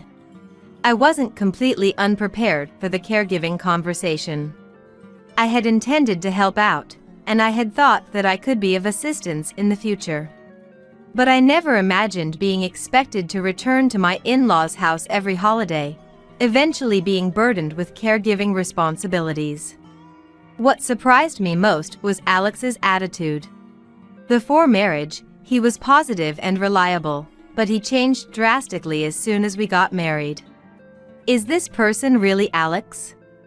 I didn't want to believe it. This isn't the person I wanted to marry. I wanted to escape from reality by closing my eyes tightly, but Alex's angry voice relentlessly broke through. Listen, you're my wife.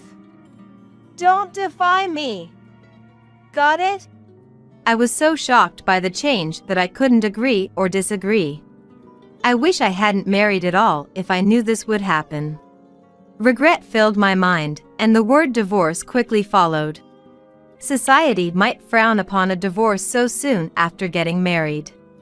But that seemed less important than wasting time with someone unpleasant. I prepared the divorce papers right away. The issue was the reason for divorce and the in-laws. The reason for divorce could be managed somehow. If necessary, I could even involve a lawyer. But the in-laws were a bigger concern. As Alex declared, we started visiting his parents' house on our days off. I was reluctant to go because Alex treated me poorly. But his parents were overjoyed every time we visited. I'm sorry for making you come here on your day off. No, it's okay. Brittany, teary-eyed with joy, made it impossible for me to rudely decline their hospitality. Every visit, they prepared my favorite sweets, telling me how much they appreciated it. Though I disliked being controlled by Alex, seeing Brittany happy made it difficult to bring up divorce, and time passed. By 2 months into our marriage, Georgina and I had started visiting his family home separately. Our days off just didn't align anymore. Initially, I had forced myself to adjust to Alex's schedule. Meanwhile, I had kept it a secret that I was the president of the company. The Alex before our marriage might have been fine, but revealing this to the current Alex would only invite trouble. Although it would be easy to find out if he looked into it, luckily, Alex seemed oblivious. Alex was a source of concern both as a husband and as an employee, causing numerous problems at work. I wanted to resolve the issues at work quickly and get a divorce. But what about Brittany? Despite everything, I didn't want to upset them. Torn, I headed to my in-laws' house as usual. Lately, I had become accustomed to entering the house without waiting to be invited. Today, as always, I opened the door and took off my shoes. That's when I heard a familiar voice from the back. Undoubtedly, it was Alex's voice. He was supposed to work today, but perhaps his schedule had changed. Feeling awkward, I walked down the hall and was about to enter the living room when I overheard their conversation. That person, she's not very considerate, is she? And her housekeeping is subpar. She's earnest, but couldn't you find someone better? Indeed, it was Brittany's voice. However, the tone was so full of malice, unlike anything I had heard from her before. It sounded like something out of a movie, so spiteful and unlike the Brittany I knew. Yet, it was unmistakably Brittany's voice. Despite all the praise she had given me, the thought of the gentle Brittany saying such things tightened my chest. I didn't want to hear any more, but my legs felt too heavy to move. Sorry, Mom. But, she's tall, so she might be able to carry you if necessary. With a bit of training, she could become more useful. Well, for now, she's pleasant and financially supportive, so I suppose that's acceptable. We're hoping for potential, I guess. Alex and Brittany were laughing carelessly as they spoke. As I listened, my heart pounded with the realization that they were talking about me. Georgina's constant complaints were one thing, but I was shocked to discover Brittany's hidden side. Brittany, who always seemed so grateful, who would lower their head in thanks repeatedly, making me feel almost guilty. We shared laughs over snacks and meals I had cooked. Regardless of Alex's intentions, I thought I had a good relationship with Brittany. I had hesitated on divorce partly because of Brittany. Yet, according to their conversation, I was merely a caregiving resource for Brittany as well. Brittany then added insult to injury with this remark. For now, I'll keep praising her and egging her on. She looks so foolishly happy then. Alex, you should learn from me.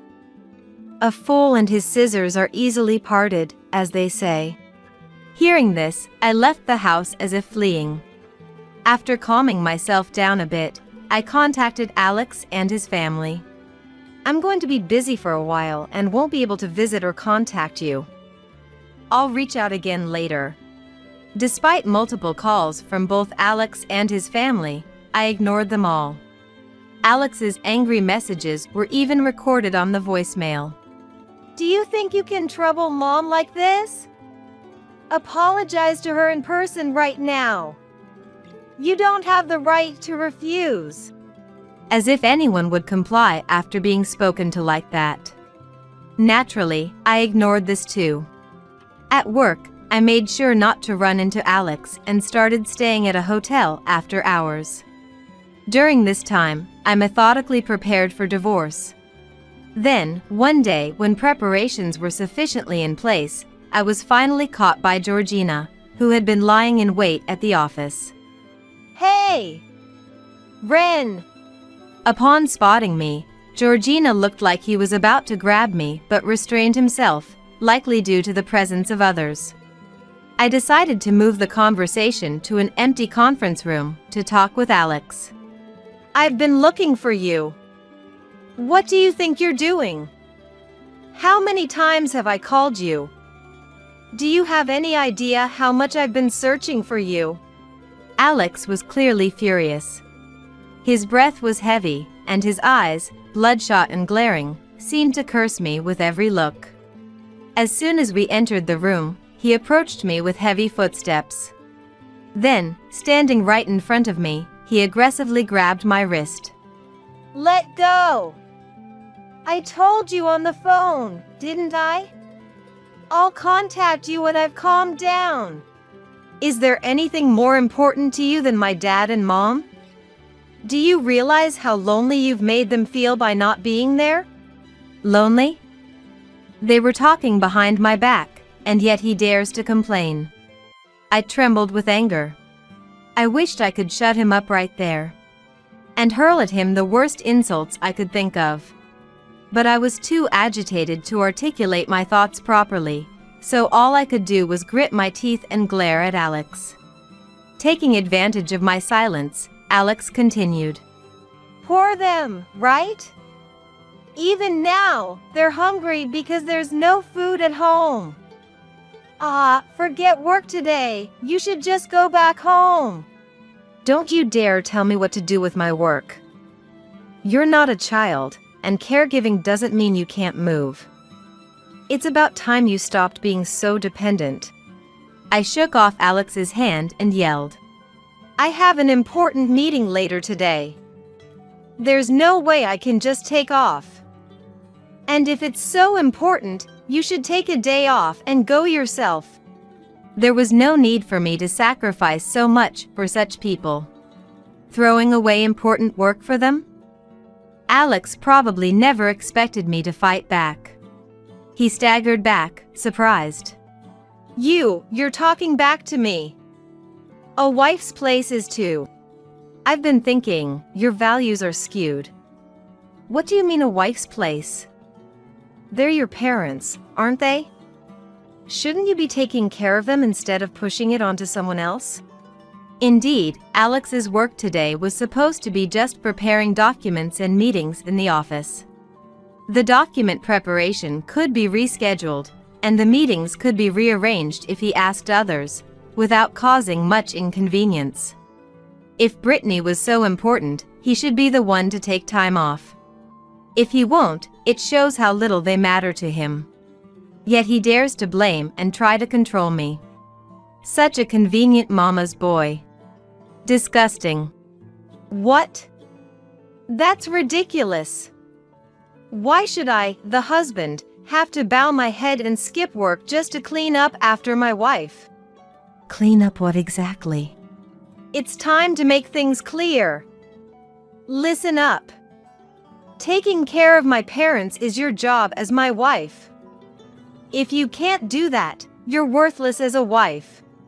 Alex launched into a tirade, puffing up his chest with rough breaths. As if trying to intimidate me. Was he trying to scare me? He seemed like some playground bully. Not scary at all. What even is the value of a wife? Why do I have to be evaluated? So, what exactly do you want from me? I asked, my voice laced with a sigh. Alex snorted derisively. Taking care of Dad and Mom is all on you, my dear wife. If you oppose, I'll divorce you and sue for alimony, huh? Could he seriously believe such an absurd demand would fly? I looked at Alex, utterly dumbfounded, but there he was, standing tall and proud, giving me a nasty smirk. He must think I'd comply with his demand after becoming attached to Brittany. Indeed, I had been accommodating to the in-laws, thinking it was for the best. Regardless of Alex, I thought those two were good people. But now, having seen Brittany's true colors, I couldn't care less, let alone feel any sympathy. I smiled back at Alex. All right then. Let's get a divorce. Huh? Alex sounded completely taken aback. Do you even understand what you're saying? Yes. I can't be the wife you want.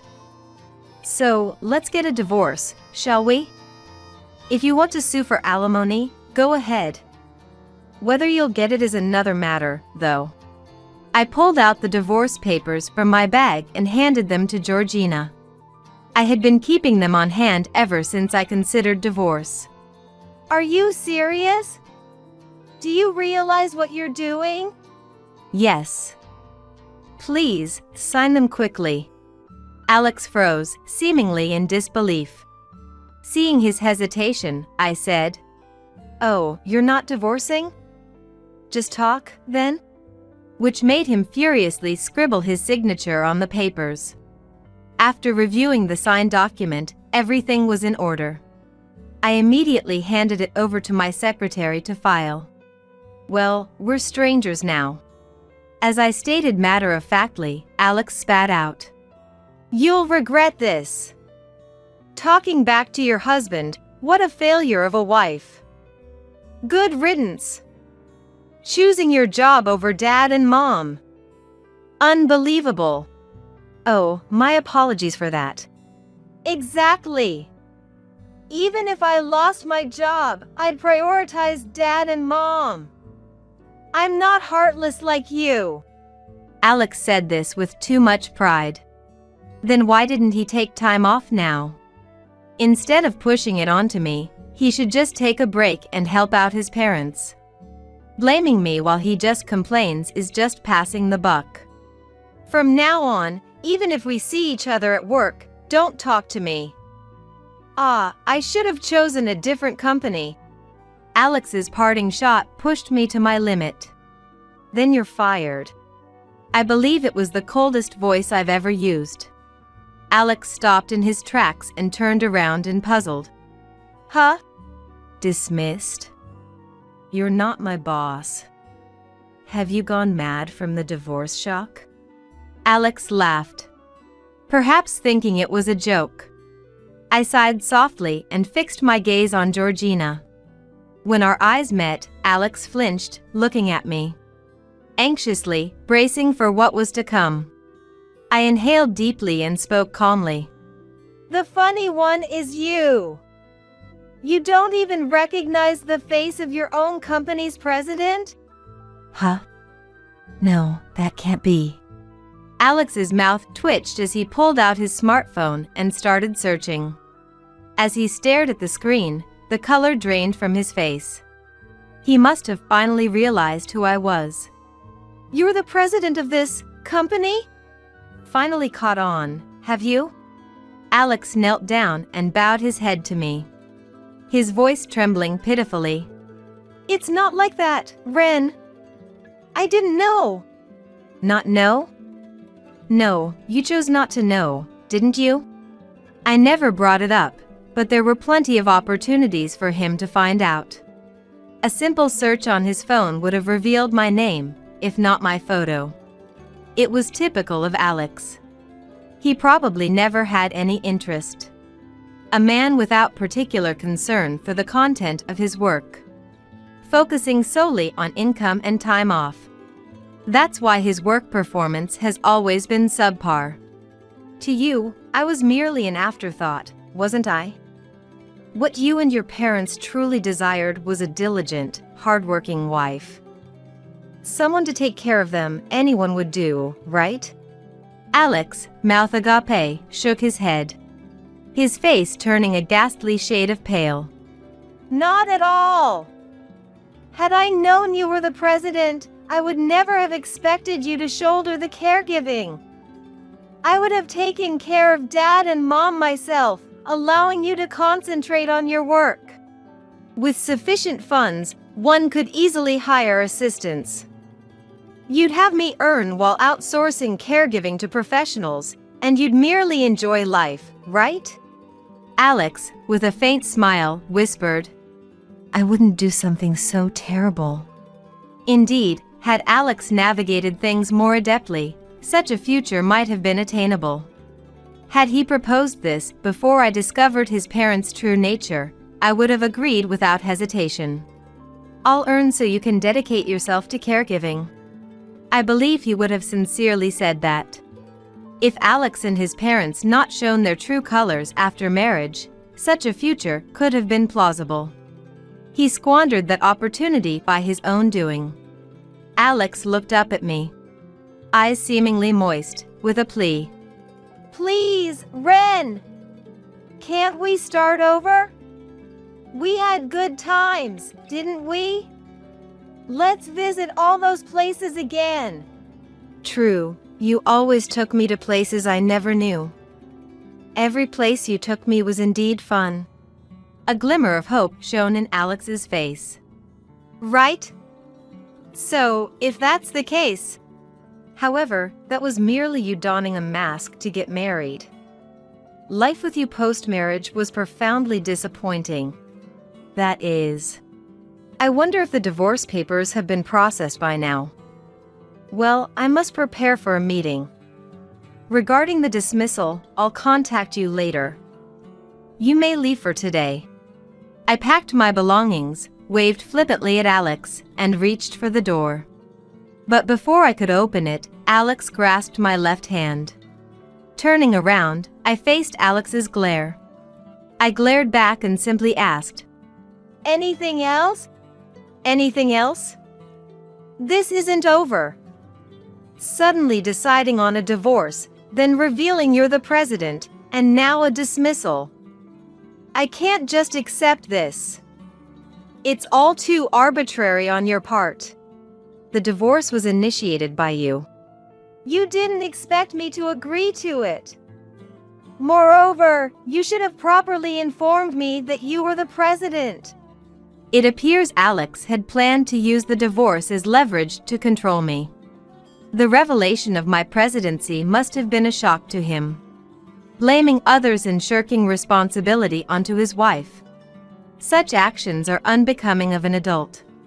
It's absurd that I had to set everything up for him, yet he never questioned it.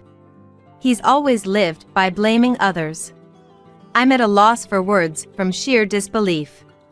Alex is grinding his back teeth, seemingly regretting letting go of his financial support, but that's not my concern. Isn't that too self-serving? Blaming me for your lack of planning and ignorance isn't fair, I said, causing Alex's face to flush red as he yelled back in a strained voice. Coward! How can the president of such a large company justify firing an employee for personal gain? That's unacceptable. Such tyranny won't be tolerated. Alex postured as if he had the moral high ground. His thinking is too immature, always believing he's in the right. Can he not comprehend what's been said? I couldn't help but hold my head in my hands. Seeing me like this, Alex, thinking he had won, smirked triumphantly. See? I hit the nail on the head. Should I bring this to light? You'd be the one in trouble. I'm astounded by your foolishness. If it comes out, you're the one who'll suffer. What are you talking about? I cut Alex off, listing names. General Affairs Hoyt, Sales Gracelyn, Winter, and Accounting's Paisley. Who else was there? When I asked Alex, he began sweating profusely and looking away. What? What are you talking about?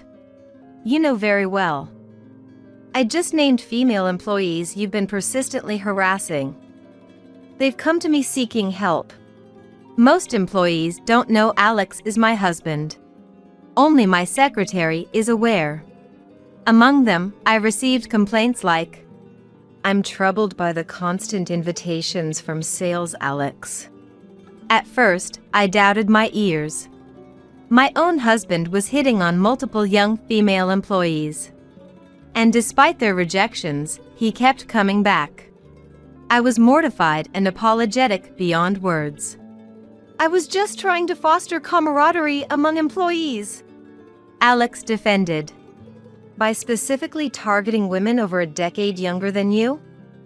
And inviting them to hotels? What kind of camaraderie were you trying to build? There were messages sent from Alex to these women, undeniable proof. No matter what Alex said, there was no escaping it. You're not only underperforming, but you're also a nuisance to others. It's my job as president to remove those who are detrimental to the company, isn't it? But that's right. And from accounting, there's a report that you might be fudging expenses. What about that? Surely, you wouldn't stoop so low, would you? Alex averted his eyes and fell silent. Regrettably, it seems that was true as well. A mama's boy, a womanizer, and on top of that, a miser. Moreover, to think he caused trouble not just for me but for others too, it's disappointing not just as a husband but as a person. I'm disillusioned by my lack of judgment in not seeing him for what he was.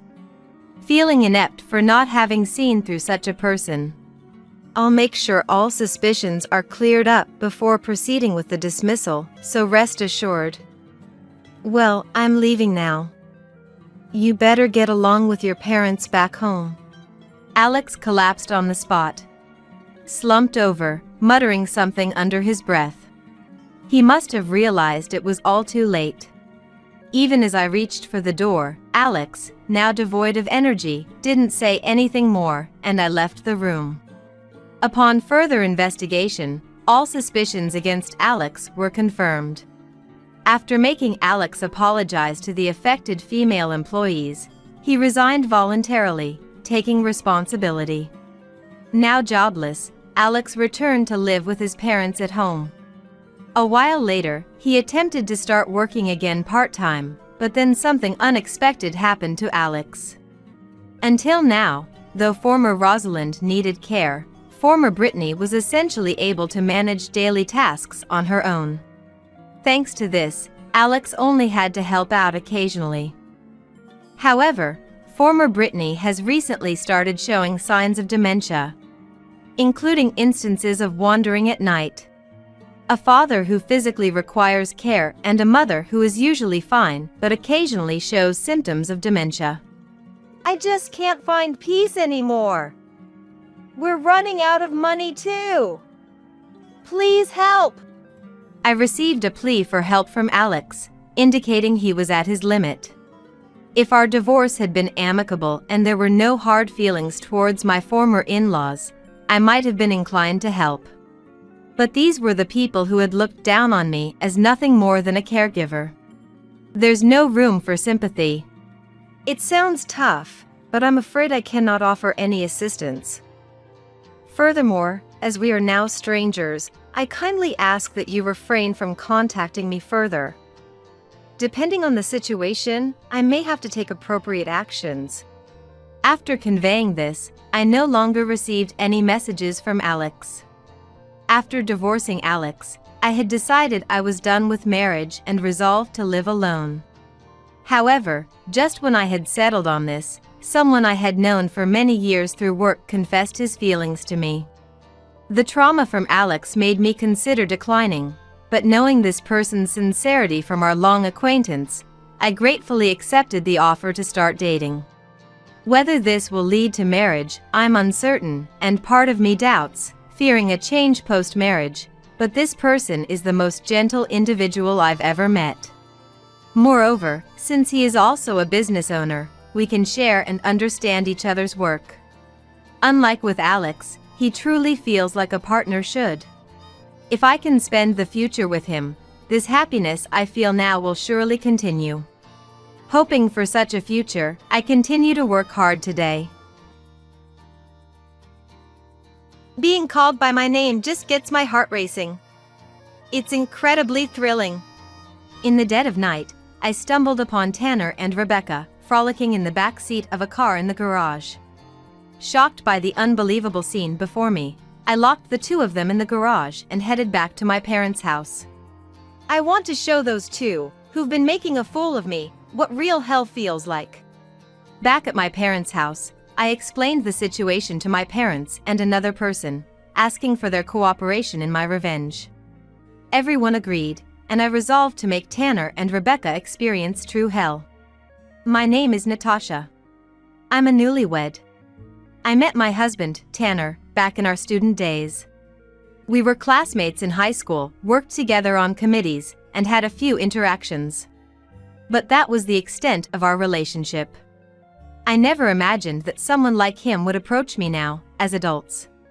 Natasha, I really do love you, he said. Our relationship began right after graduating high school.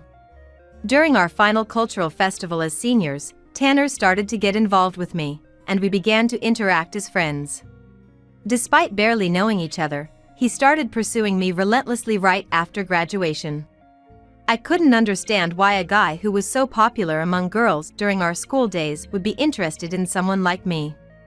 Even when I asked him why, he would simply say he was smitten, never providing a concrete reason. Suspicious of his motives, I spent 6 months investigating, but couldn't find any convincing reasons, and eventually, overwhelmed by his persistence, I accepted his proposal. If I just wanted to date and ditch someone, I wouldn't put in all this effort. Can't you trust me already? I truly love you, Natasha, he said. Hearing those words, I began to consider trusting him. But as a novice in love, it took a lot of courage for me to date someone as popular as him. That's when I turned to my older sister, Rebecca, for advice. Rebecca was beautiful and stylish, rumored to be among the most popular in school, as I heard from her classmates. I thought consulting with Rebecca, who had plenty of experience in love, would help me find the answer. When I talked to her about it, her encouragement felt like a gentle push forward. Just for dating, a playboy wouldn't spend 6 months. I really think Tanner is serious about you, Natasha. Why don't you accept it? Rebecca's words convinced me to start a relationship with Tanner. A year went by. In the beginning, Tanner was incredibly kind. He treated me like a princess. He took me to my favorite places, and every anniversary, birthday, and event was celebrated with a surprise, making it feel like a dream. For someone inexperienced in love like me, All these felt like fairy tale moments, and I was thrilled to have taken the chance with him. Until the day we decided to get married. What's with this filthy room? I like things clean. You know what happens if you turn this place into a dump, right? After deciding to get married, we bought a new house. Tanner worked as a laborer in his father's company, earning around $40,000 a year. He didn't have the means to buy a house. Yet, disliking used things, Tanner insisted I stretch our finances to purchase a new home. Calling household management a hassle, he dumped all responsibilities on me, living freely himself. This is your house too, so I wish you'd help with the cleaning. I have a job too, so let's support each other, okay? You can at least tidy up, can't you? I work as a nurse with irregular shifts. Tanner actually spends more time at home and earns $30,000 less than I do. Despite the significant differences in time and money, he doesn't cooperate at all. I cover all household expenses, while Tanner only spends his salary on leisure and consumables. Before marriage, he spoke of mutual support and striving together. But after moving in, Tanner changed completely. He became a total freeloader. I once tried to get him to cook, but the taste and his knife skills were disastrous. The house ended up a mess, and I gave up on having him cook. If I let him do the laundry, he'd throw everything in together, causing shrinkage and color bleeding. He was far from trustworthy. Even Mary, my mother-in-law, had concerns, but I never anticipated it being this bad until I saw it with my own eyes. You're the one who told me not to do housework, right? Now you're making it sound like it's my fault when you start getting called out? Initially, I patiently taught him household chores, but Tanner was short-tempered and prone to violence. Just mentioning household tasks triggered such reactions, and out of fear, I once said I'd handle everything myself to avoid his outbursts. But I'm only human. Nursing is many times harder than people think. My stamina has declined since my early 20s, making it tough to balance home life with work. And on top of that, the household chores have more than doubled compared to when I lived alone. I often wish I had extra hands. Is it so wrong to ask for help in such circumstances? Tanner becomes immediately enraged, showing his aggressive side whenever his sore spots are poked. Once, when I dared to stand up to him, he threw things against the wall and almost injured me. I've been scared of him and even considered divorce, but each time he would become uncharacteristically kind, showering me with love as if he were a different person. I'm sorry, Natasha. I'll never do this again. I truly value you. Please don't leave me. I genuinely love you. I can't live without you. Rarely feeling needed by others, I couldn't dismiss such affection from Tanner and saw no alternative but to forgive him. He was the first person I truly loved. I couldn't envision a life with good encounters after losing him. Such thoughts were reinforced by various things said by Rebecca and Tanner during our relationship. No one else would put up with someone like you, Natasha. If you leave Tanner, you might spend your life alone. At that time, I was completely dominated by the thought that no one but Tanner could love someone like me, a belief instilled by his manipulative words. Even when I thought about leaving, memories of our relationship and Tanner's need for me held me back. It's like the saying, the one who falls in love loses. I was completely ensnared by Tanner's manipulative tactics. I want to support you if I can, but housework is just not my thing. I'm counting on you for that. Please don't say such sad things. I'll try to do what I can.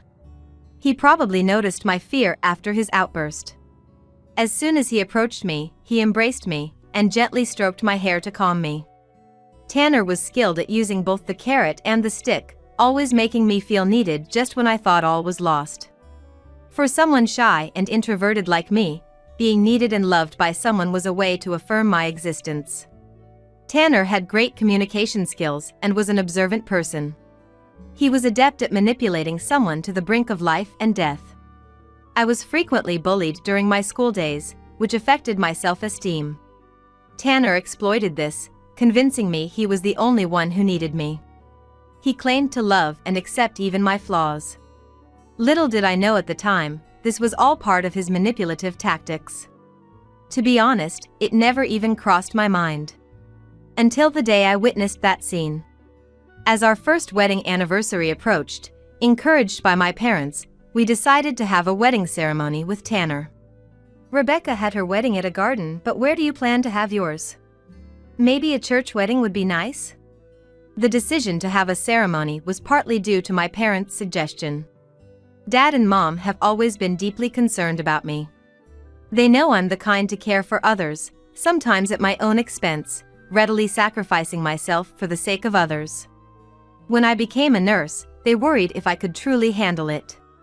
You have a kind heart that tends to overdo things. Remember, it's not good to always put others first. Take care of yourself too. Despite their worries, they were my biggest supporters when I decided to become a nurse. Dad's concern also came to the forefront when it came to my marriage. Usually not one to meddle, Dad for the first time wanted to have a serious talk with Tanner and invited him over. Natasha is our treasure. If anything happens to her, I'll never forgive you. Are you prepared to take care of her? Dad didn't hesitate to intimidate Tanner, who seemed nervous. But Tanner didn't flinch and insisted earnestly that he wanted to marry me. I also want a solemn atmosphere for the wedding, so maybe we should look for a church. I know I've been a burden to Natasha, so I want to make the main event especially wonderful for her. Lost in thought, Tanner's voice brought me back to reality. Seeing Tanner smile sheepishly made my heart race. I never imagined he thought that way. Partly because his words and his everyday actions are so different. I wish he would be more kind on regular days and not just on special occasions. If we could just eat together, watch movies in the living room and laugh, I'd be so happy. Why does Tanner have to say such awful things? Does he really love me? Does he really need me? Having little experience with relationships, I kept wondering if something was wrong with me. Maybe Tanner's lack of desire is because I'm lacking in some way. I must try harder. I convinced myself, suppressing any thoughts of confronting Tanner. Contrary to my feelings, Dad and Mom seemed impressed by Tanner's words, looking at him kindly. You're lucky, Natasha, to marry such a good man. My parents thought Tanner was a good husband. And at that time, so did I. It's true, Natasha is so lucky. She's not good at much besides housework. Are you sure you're not missing anything, Tanner? Rebecca, who happened to be there, sat next to Tanner without hesitation. She flirtatiously placed her hand on Tanner's knee and looked up at him. No.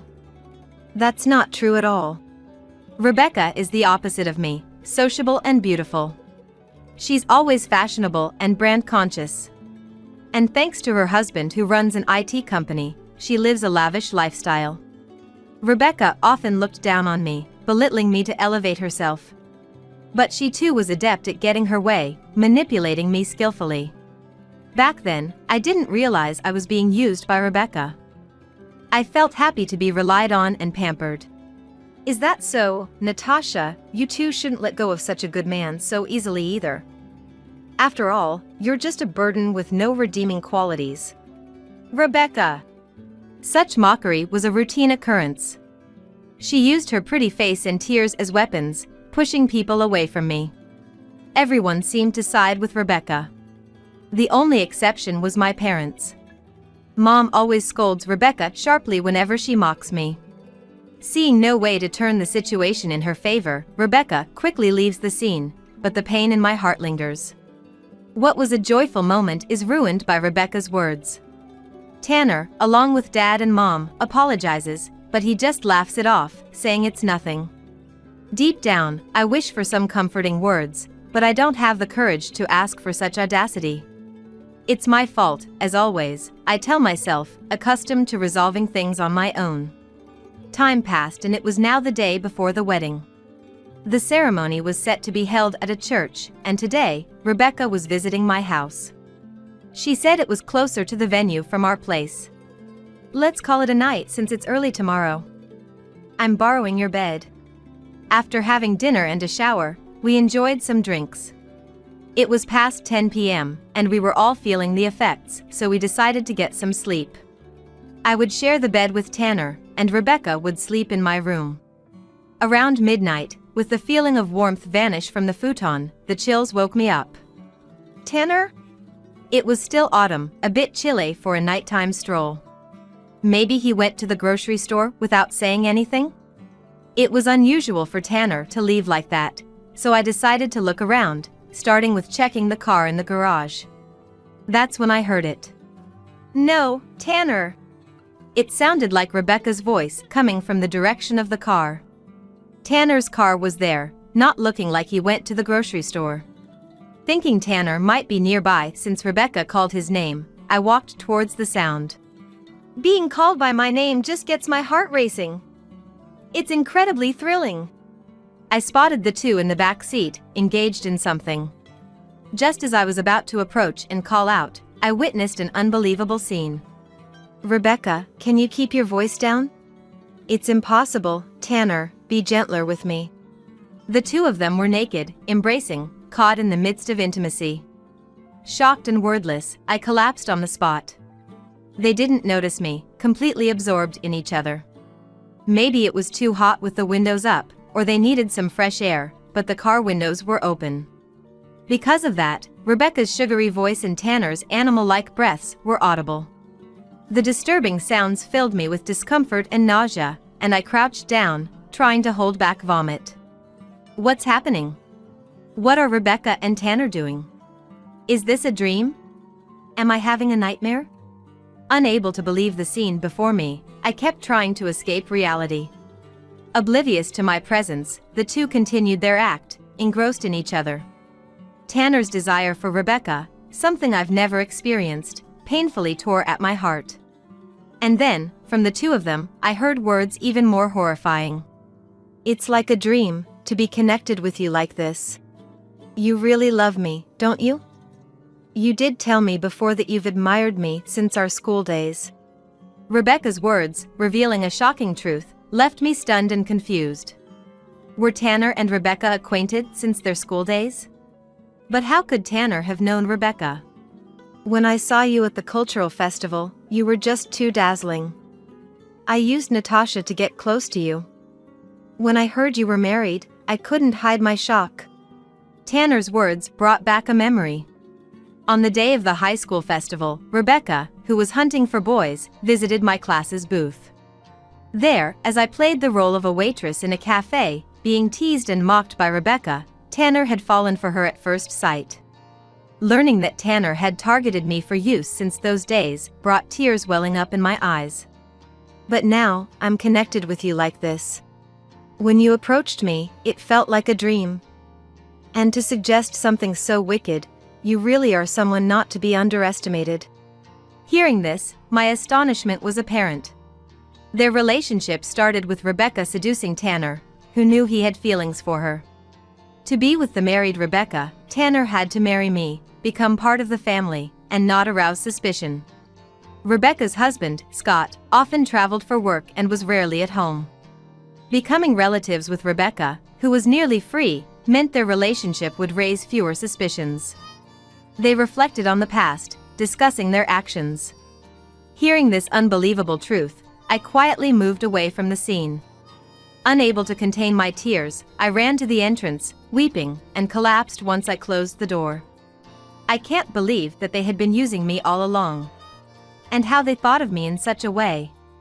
It was unforgivable, absolutely unforgivable. Love turned into rage and hatred, and I, holding the keys, headed to the garage where the two of them were. The garage was secured with a shutter, and the entrance was the only way in or out.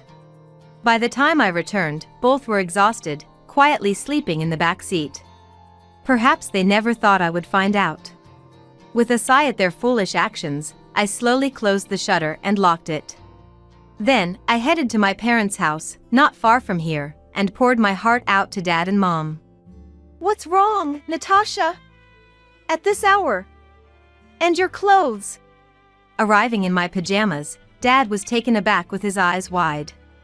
Mom, concerned, immediately let me into the house. Both were somehow awake, which made me wonder. It was unusual for them, with their regular lives, to be up at this time. Had something happened? With that question in mind, I stepped inside only to find Scott, of all people, sitting on the sofa. Good evening, Natasha. What's going on? Why are you dressed like that? Did something happen? Scott was indeed sincere and a gentleman. Too good for Rebecca, he too must have been deceived into marrying her. As I hesitated about whether to share the day's events, Scott seemed to sense something and spoke up. Did you hear it too? Scott asked. At that moment, my eyes widened in shock. Hear what? This. Scott said, pulling out a recording device. The voices I heard from it left me speechless.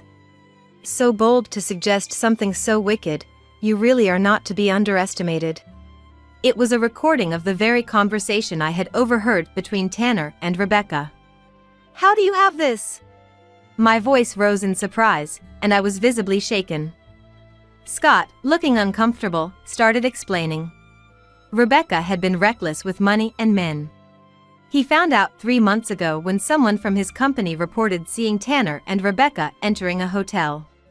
After discovering the affair, Scott hired a private investigator to gather evidence of their infidelity. Today, knowing Rebecca was visiting my house, the investigator intensely monitored her, capturing this recording. At first, I thought if money could make up for my absence and make Rebecca happy, I'd stay out of it. But when Tanner got involved, it was a different story. I couldn't stand it, knowing how much you cared for him. Scott had always cared for me like a real big brother. And he couldn't bear to see me hurt because of them. Just knowing how he cared was a relief to my heart. I was collecting evidence against Rebecca to confront her for a divorce. I got the decisive evidence today and came to discuss it with your parents. Turning to Dad and Mom, I saw them looking distressed. Dad was even apologizing profoundly to Scott. I'm sorry for Rebecca to do such a thing. We're deeply ashamed as parents. We know an apology won't make up for it. Please, do whatever you feel is necessary to find peace. Watching Mom cry and apologize, my heart ached. Please, lift your heads. It's not your fault. Those who used Natasha and committed these acts are the ones to blame. Though Scott must be hurting too, he remained composed and comforted my parents. After calming them down, he turned to me. Natasha, what are your wishes? I'm fine as long as I can sever ties with Rebecca. But you must want more than that. Yes. My wife seduced your husband. I bear some responsibility. I want to support you fully, so you can find closure. Empowered by his resolute gaze, I declared my desire for revenge. I want to show those two who belittled me what true hell feels like. Overwhelmed with anger and frustration, I let my tears flow freely. Looking up at Scott, I voiced my true feelings for the first time. I want them to taste despair. Leave the financial aspect to me. I'll do everything I can. What do you want to do with those two? Hearing Scott's words, I candidly voiced a plan that had come to mind. I have to say I was surprised at how quickly such a daunting idea had occurred to me. Scott, Dad, and Mom all agreed to cooperate upon hearing it. And so, our family's revenge plan commenced. Natasha, what were you thinking? How dare you lock us up like that? 2 days later, Tanner and Rebecca, finally escaping from the shutter, showed up at my parents' house. They were still in the same clothes from 3 days ago, likely not having showered. Their clothes were wrinkled and faintly sour-smelling. Rebecca's makeup was ruined, her face and attire a mess. Who do you think is responsible for being locked up like that? I calmly responded at the entrance. But my response seemed to infuriate them even more. Shut up! You think you can talk down to me like that, huh? How could you lock us up and leave us for 2 days? If it weren't for the service guy, who knows what could have happened to us? When we went back home, we found strangers and they showed us some contract and told it wasn't our house anymore. What's going on? Explain yourself. The truth was, with Scott's help, that garage was set to be demolished. Since the house also belonged to me, while they were locked up, I moved all the essentials to our family home. The house is now being rented out to an acquaintance. It was designed considering eventual cohabitation with our parents, so it found a tenant quickly due to its excellent accessibility. Tanner's belongings were haphazardly packed into bags and sent to his parents' house. With the people Scott brought in, the work was done swiftly and efficiently. The noise and the stink, give me a break. Just hearing those screams in the morning is enough to stress me out. I grimaced in disgust at their state. Tanner, unable to tolerate my expression, lunged at me. But Scott appeared and grabbed his arm, protecting me. Scott! You two really are despicable. A man who dares to raise his hand against a woman. What kind of character do you have? Aren't you ashamed? Why is Scott here, and even Mom and Dad? It's our family home, so naturally, Dad and Mom would be there. But what truly shocked Rebecca wasn't that. Everyone who used to dote on her now stood behind me, protecting me. She couldn't understand why no one was trying to help her. Don't you realize the situation you're in? What did you say? As Tanner shook off the restraining hand and scowled. Scott played the recording from the other day. What? We were being bugged. But how, where? They didn't have any wearable devices or mobile phones on them, so it seemed impossible that they were bugged. While they were confused, Scott smirked mischievously. I've been aware of your affairs for a while now. That's why I hired an investigator to gather decisive evidence of your infidelity. Upon hearing Scott's words, Rebecca's face turned pale. She thought her affairs had gone unnoticed, never imagining she was under investigation. Overwhelmed by the professionalism of the investigators, Rebecca was speechless, as if engulfed in darkness. Never thought you'd provide such conclusive evidence. I was so surprised, I laughed, Scott said. That's a crime. Yeah. If we report this to the police. Do you two have any evidence of that? Scott countered. Their attempts to intimidate Scott were futile. His firm stance, showing no fear and words sounding like he was about to hunt them down, caused Tanner and Rebecca to falter. If you two, who are financially inferior to me, want to hire a lawyer and go to court, I'm more than ready. If I say I just happened to encounter you and recorded it, it doesn't prove I hired an investigator. If you want to challenge me, gather evidence that could defeat me first. Indeed, a savvy businessperson. His quick thinking is extraordinary. The two, unable to respond, switched their target to me. What about you locking us up? That's a serious crime. Do you have proof? What? Stunned by the question, Tanner was at a loss for words. Now it was my turn to corner them. There's no evidence that I locked you up, but there's proof of your affair on the garage's security cameras. I bet they captured some unsightly footage of you two getting into the car and doing indecent things. Hearing this, the color drained from their faces, and they began to back away in fear. I believed your words for years, thinking you truly cared for me. But it was all an act, just to connect with Rebecca and cheat on me. No, it's not like that. Natasha, please forgive me. I really love and no one else. Me too. What happened with Tanner was just a momentary lapse, nothing serious.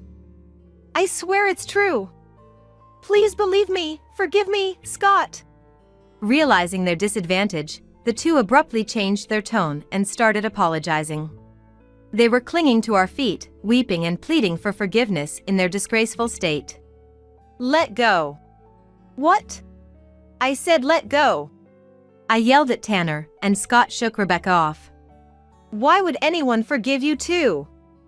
No matter what happens, I will never forgive you. No matter how much you apologize or beg, I will never forgive you.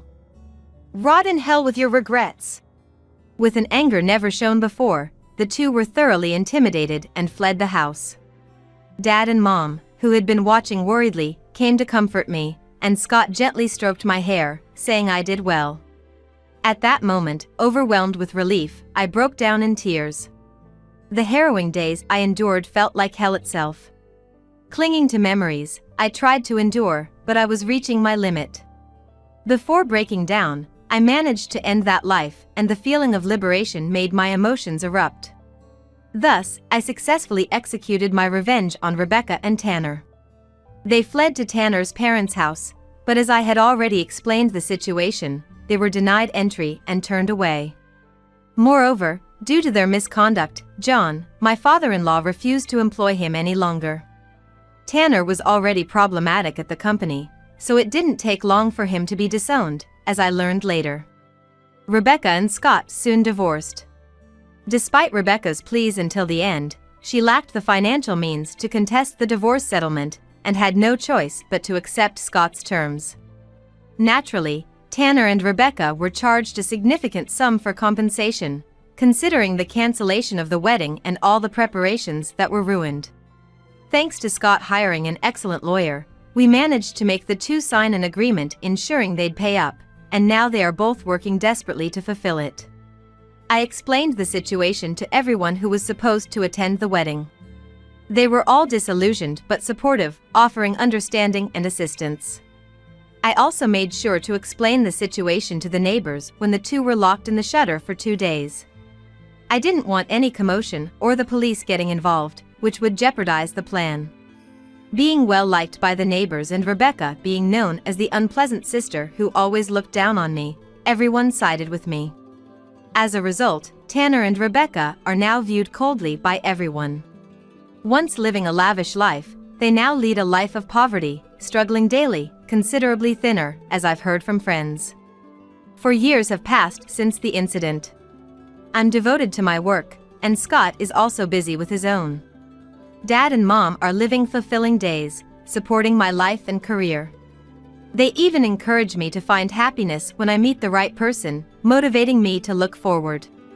Hoping to make them proud, I'm also investing in self-improvement. Mom and Dad are taking me overseas. This is just going to be luggage, so I'll leave this behind with you. It might be hard for you, but it's a good way to kill time, right? Kristen said with a smirk, implying her superiority to Sophia. Kelly, who married into an elite family, always boasted about her daughter Kristen. On the other hand, my family, with Sophia the same age as Kristen, come from a normal family. Influenced by Kelly, Kristen grew up flaunting her financial comfort and academic excellence, always emphasizing how different she was from Sophia. For Sophia too, this summer vacation is crucial, as she's preparing for college entrance exams. Kristen, caught up in her own excitement, left a pile of school assignments at our house and went off to her overseas trip. However, Sophia, the recipient of Kristen's spite, decides to take action. My name is Mary. I'm a working mother in a regular household, with my daughter Sophia facing exams this year. Every morning, I make breakfast, wake up Sophia and my husband Harold, hand them their lunches, and we all head out. Life was supposed to continue like this, day after day. But it quickly changed. Now, my life is filled with struggles. It's because of my sister-in-law Kelly, married to Adam, who works in a globally expanding company. Kelly, who married a rich, and her daughter Kristen, have become a source of stress. Sophia and Kristen, being the same age, were inseparable like twins during their childhood. Living not far from each other's homes, family gatherings, especially during long vacations, meant they were always together. But as Kristen started attending various classes and tutoring, their playtime significantly reduced. Gradually, we lost touch with Kelly's family, and by the time we met again, Kristen, maintaining top grades at a prestigious private school, had become Kelly's pride. In Adam's absence due to frequent business trips, Kelly enjoyed her life as an elegant housewife. With Kristen, nearly guaranteed a scholarship through school recommendations due to her grades, you could say their whole family was sailing smoothly. However, for Kelly and Kristen, With too much time on their hands, our family, working parents, and Sophia studying hard for general exams became an easy target for mockery. When did Kelly's assertive personality twist into something unpleasant? Her straightforward and cool attitude was lost, replaced with sending us unpleasant, boastful messages. It wouldn't matter if I was the only target. But on weekends, they started visiting, ostensibly to play with us. Bringing expensive confectionery as a pretext, clearly to disturb us, especially Sophia. We bought this cake, so let's have tea. Sophia should come and join us. Kristen, go call her, Kelly said, summoning Sophia without my permission. Of course, Sophia was studying. Soon, Sophia came down to the living room, looking displeased. Kristen, with a somewhat mean smile, nudges her. People taking general exams have to cram a lot, right? Must be tough. But since your cousin's here to play, you should entertain her. Well, you don't need to study, but Unlike the provocative Kristen, Sophia is shy and can't stand up for herself. All I can do is try to end the tea party quickly. I swiftly prepared the tea and hastened them to finish the cake. Meanwhile, Kelly keeps bragging about how brilliant Kristen is and how hard she works at her extracurriculars. Isn't it odd? You're a mother and you hardly ever boast about Sophia. Kelly suddenly said so out of nowhere. But the reason I don't retort with boastful stories is that Sophia has asked me not to. Sophia possesses many virtues that neither I nor Harold have. I always want to counter. But Sophia seems to think there's no need to let Kelly and the rest know. I tolerate and respect Sophia's wishes, responding nonchalantly. Mom always bragged more about you than me, right? It's the same thing. Kelly, looking satisfied, laughed it off. Yeah, that's right. This way everything ends as if nothing happened. Yes, our parents also favored Kelly over me, always showing more enthusiasm and expectation for her. They sided with Kelly, who married the elite Adam, all the time. I could tolerate that, but what really got to me was how they constantly compared the grandchildren, always praising Kristen. I was utterly fed up with our parents' attitude. Despite feeling a strong irritation inside, I had to endure it for Sophia's sake, day after day. Then, the children's summer vacation arrived. But with it came turmoil. Kelly's family was preparing for a month-long trip abroad. Since they seemed to be unconcerned with academic studies, we had been hearing about their proud travel plans every week. We thought about taking a trip ourselves, but Sophia was determined. Without Kristen around, I'll be able to study in peace. So, we dropped our plans. However, just before their departure, Kelly's family showed up at our house with a pile of assignments. Kelly, what is all this? Summer homework, of course.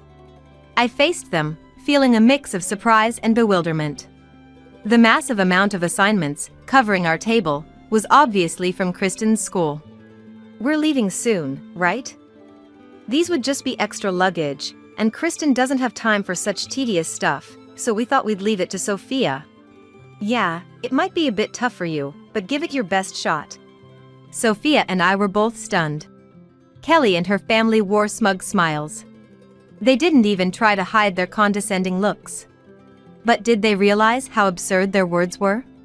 I have my own assignments, and summer courses too. For a student facing exams, there's no time to waste on trivial things.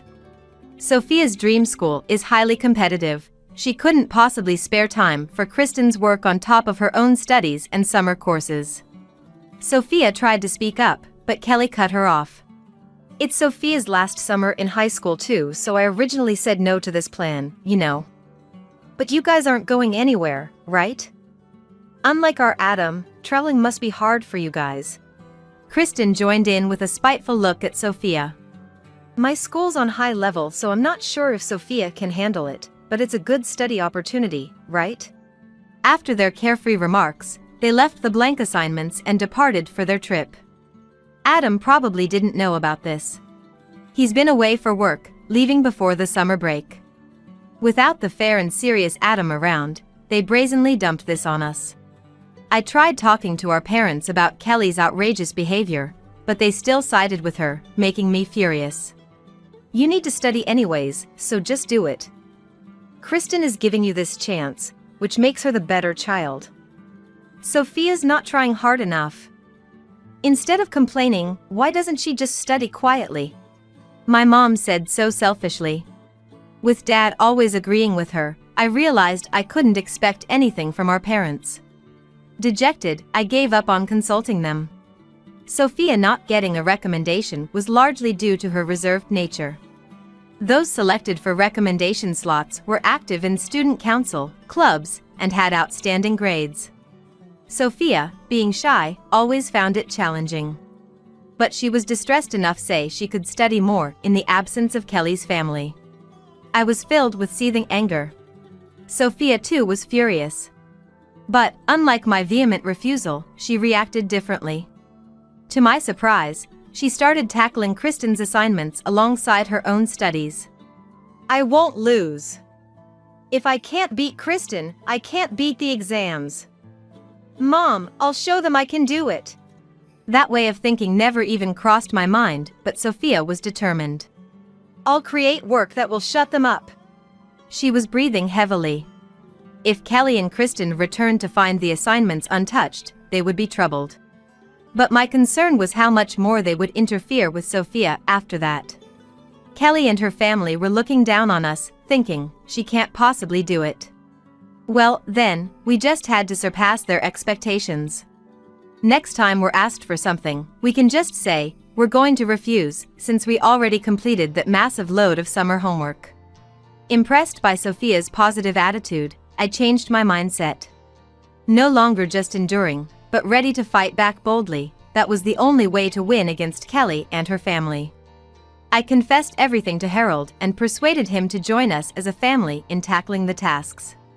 Sophia and I were more than ready, but Harold, preferring to think it over, called it a day.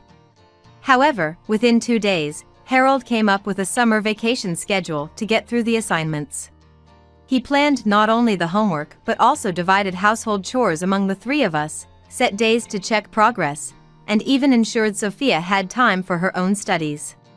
He thought of everything, including breaks from the study-heavy routine.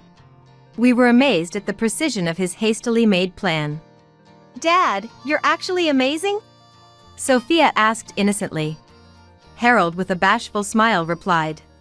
It's what I do every day at work. Though he seemed modest, he was the best leader for Sophia and I. As a result of our family's united effort, we finished the assignments perfectly and ahead of schedule.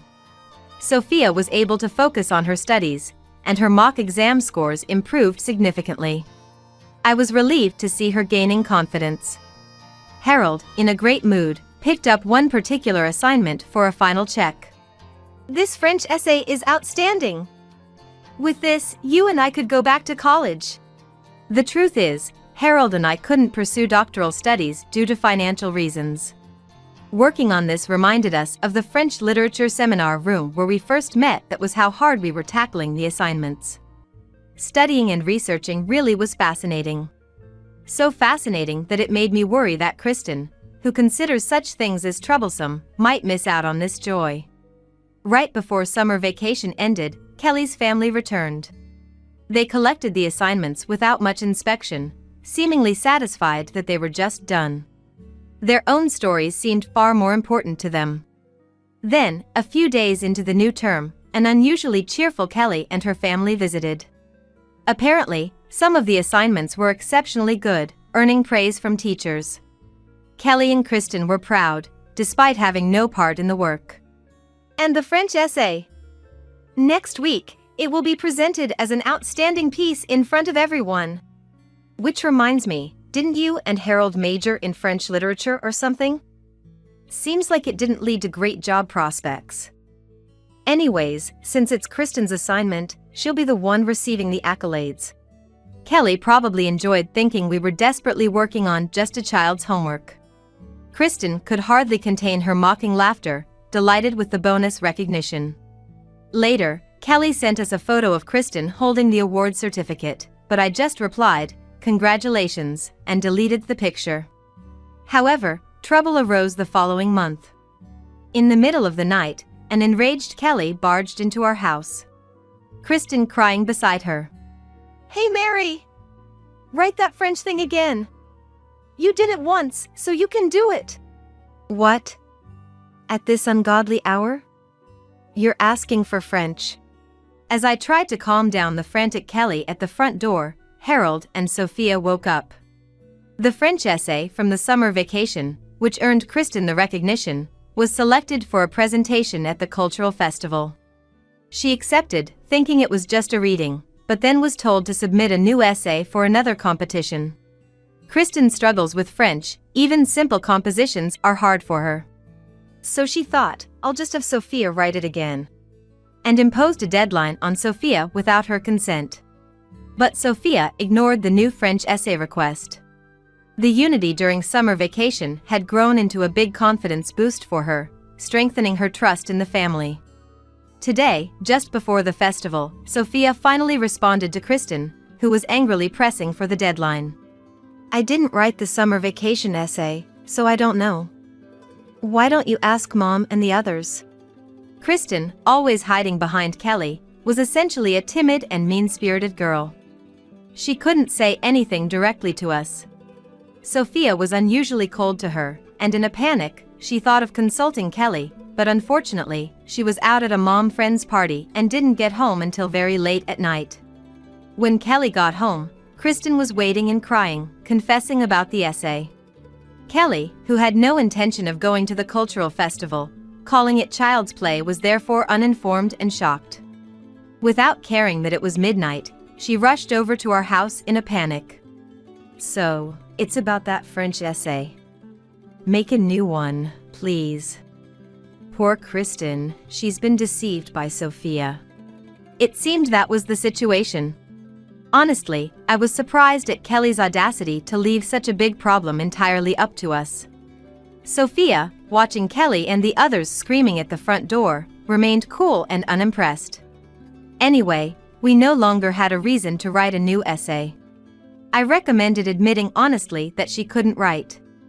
I can't let her do something so pathetic, Kelly retorted. But our family firmly continued to refuse. We've done our duty with the summer assignments. We won't do anything more. Enough is enough, or we'll call the police, or Adam, before that.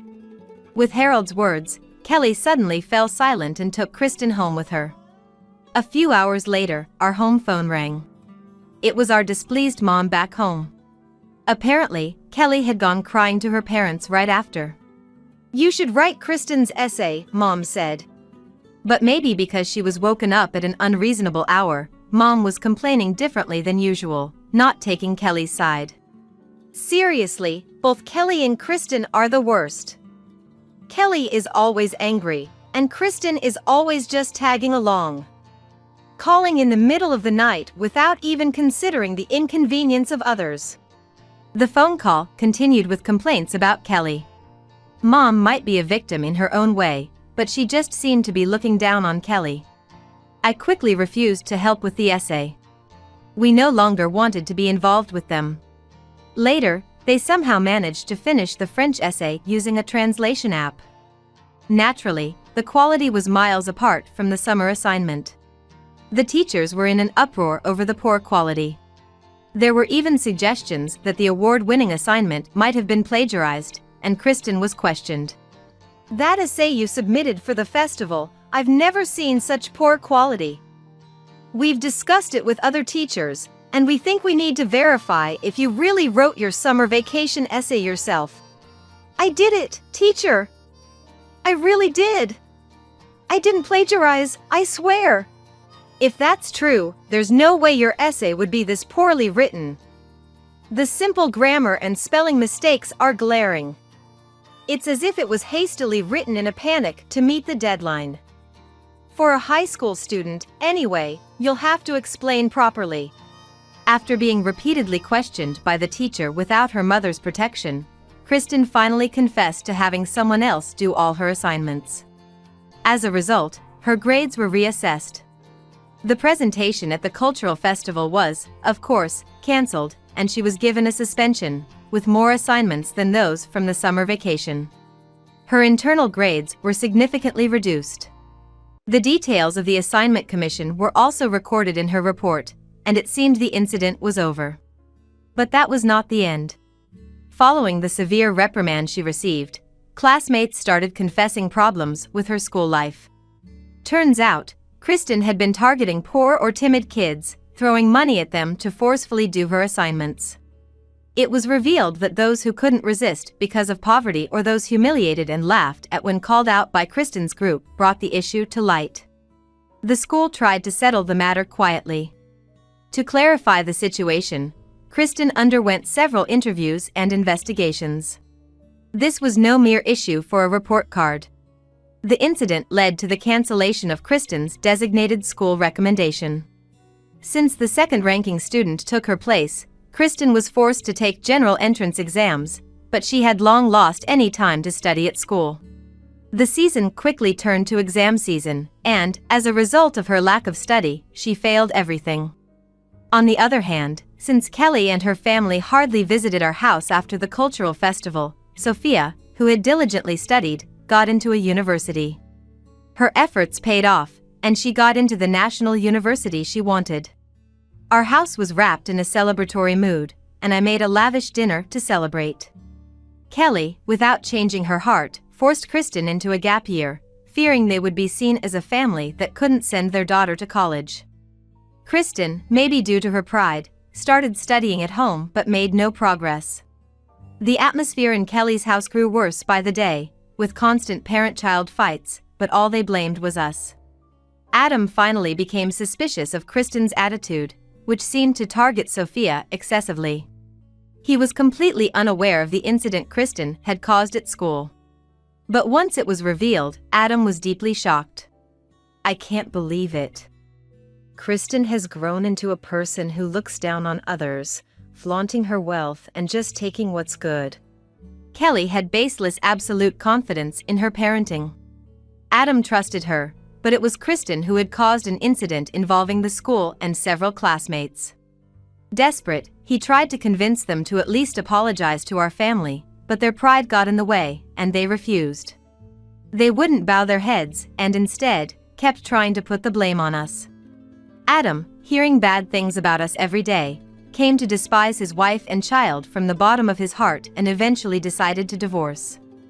Kelly and Kristen, kicked out of their luxurious house, decided to return to their parents' home. Kelly thought they would be welcomed since they brought cute Kristen, but things didn't go as she planned. Our parents, who always supported her, started treating Kristen almost like a jinx because of the multiple problems she caused. And their attitude changed drastically. They had always been harsh on Sophia but now turned to her with kind voices, desperately trying to please her. They even tried to send her expensive gifts. This confused both me and Sophia. For your successful admission, how about we buy you a luxury brand bag? You've worked so hard, you deserve all the luxury. Yeah, unlike Kristen, it's okay if it's a bit expensive, tell your grandpa what you want. Their parents praised Sophia and disparaged Kristen. Sophia had long lost her affection for her grandparents and wouldn't be appeased with a brand bag. Neither me nor Sophia wanted to get back at Kelly and her family for what they had done. We didn't want to look down on them, so we refused the gift even if it was for celebration. Why were our parents trying to please us? It seemed to be related to Kelly and her family coming back. Kelly's back, right? We want you to help her. For the family. You know, we're getting old, and there are household chores. My mother hesitated on purpose. They couldn't handle Kelly and her family, so they were calling us to take care of them. But we had long lost any desire to see Kelly and her family's faces. Not just me, but my whole family refused and didn't step into my parents' house. Moreover, we had no intention of visiting them anymore. To my parents who were desperately trying to please us at our front door, Sophia smiled back and said, "We're moving. We're not coming back to this town, so take care of Kristen and her family. I have university, so please don't bother us anymore. Goodbye." What? Our parents could only stand there with mouths agape. Yes, we had decided to move all together after that summer vacation, regardless of the exam results. And so, we cut ties with my parents and Kelly's family and headed to a new town. The ones left behind are reportedly fighting every day at my parents' house. Since the divorce with Adam was finalized, their living standards plummeted, and Kelly, with no face to show to her mom friends, became increasingly reclusive. Without jobs, the mother and the daughter blamed each other in a nasty fight, causing uproar with my parents almost every day. As for us, we are expanding our social circle smoothly at the new place. Sophia studies seriously at the university, immersing herself in seminar research. She has made new friends in addition to her high school ones and looks happy going to the university every day. It was a year of mostly studying, but now Sophia has grown enough to balance both study and play. I hope she goes out more from now on. Although the moving expenses were a bit of a burden, we have enough savings for her to choose her favorite path. The unreasonable task of the summer vacation assignment was an absurd incident, but someday we'll be able to laugh about it, saying, "Remember when that happened?" By then, we'll remember not the malicious faces of Kelly and her family, but the unity and effort of our own family.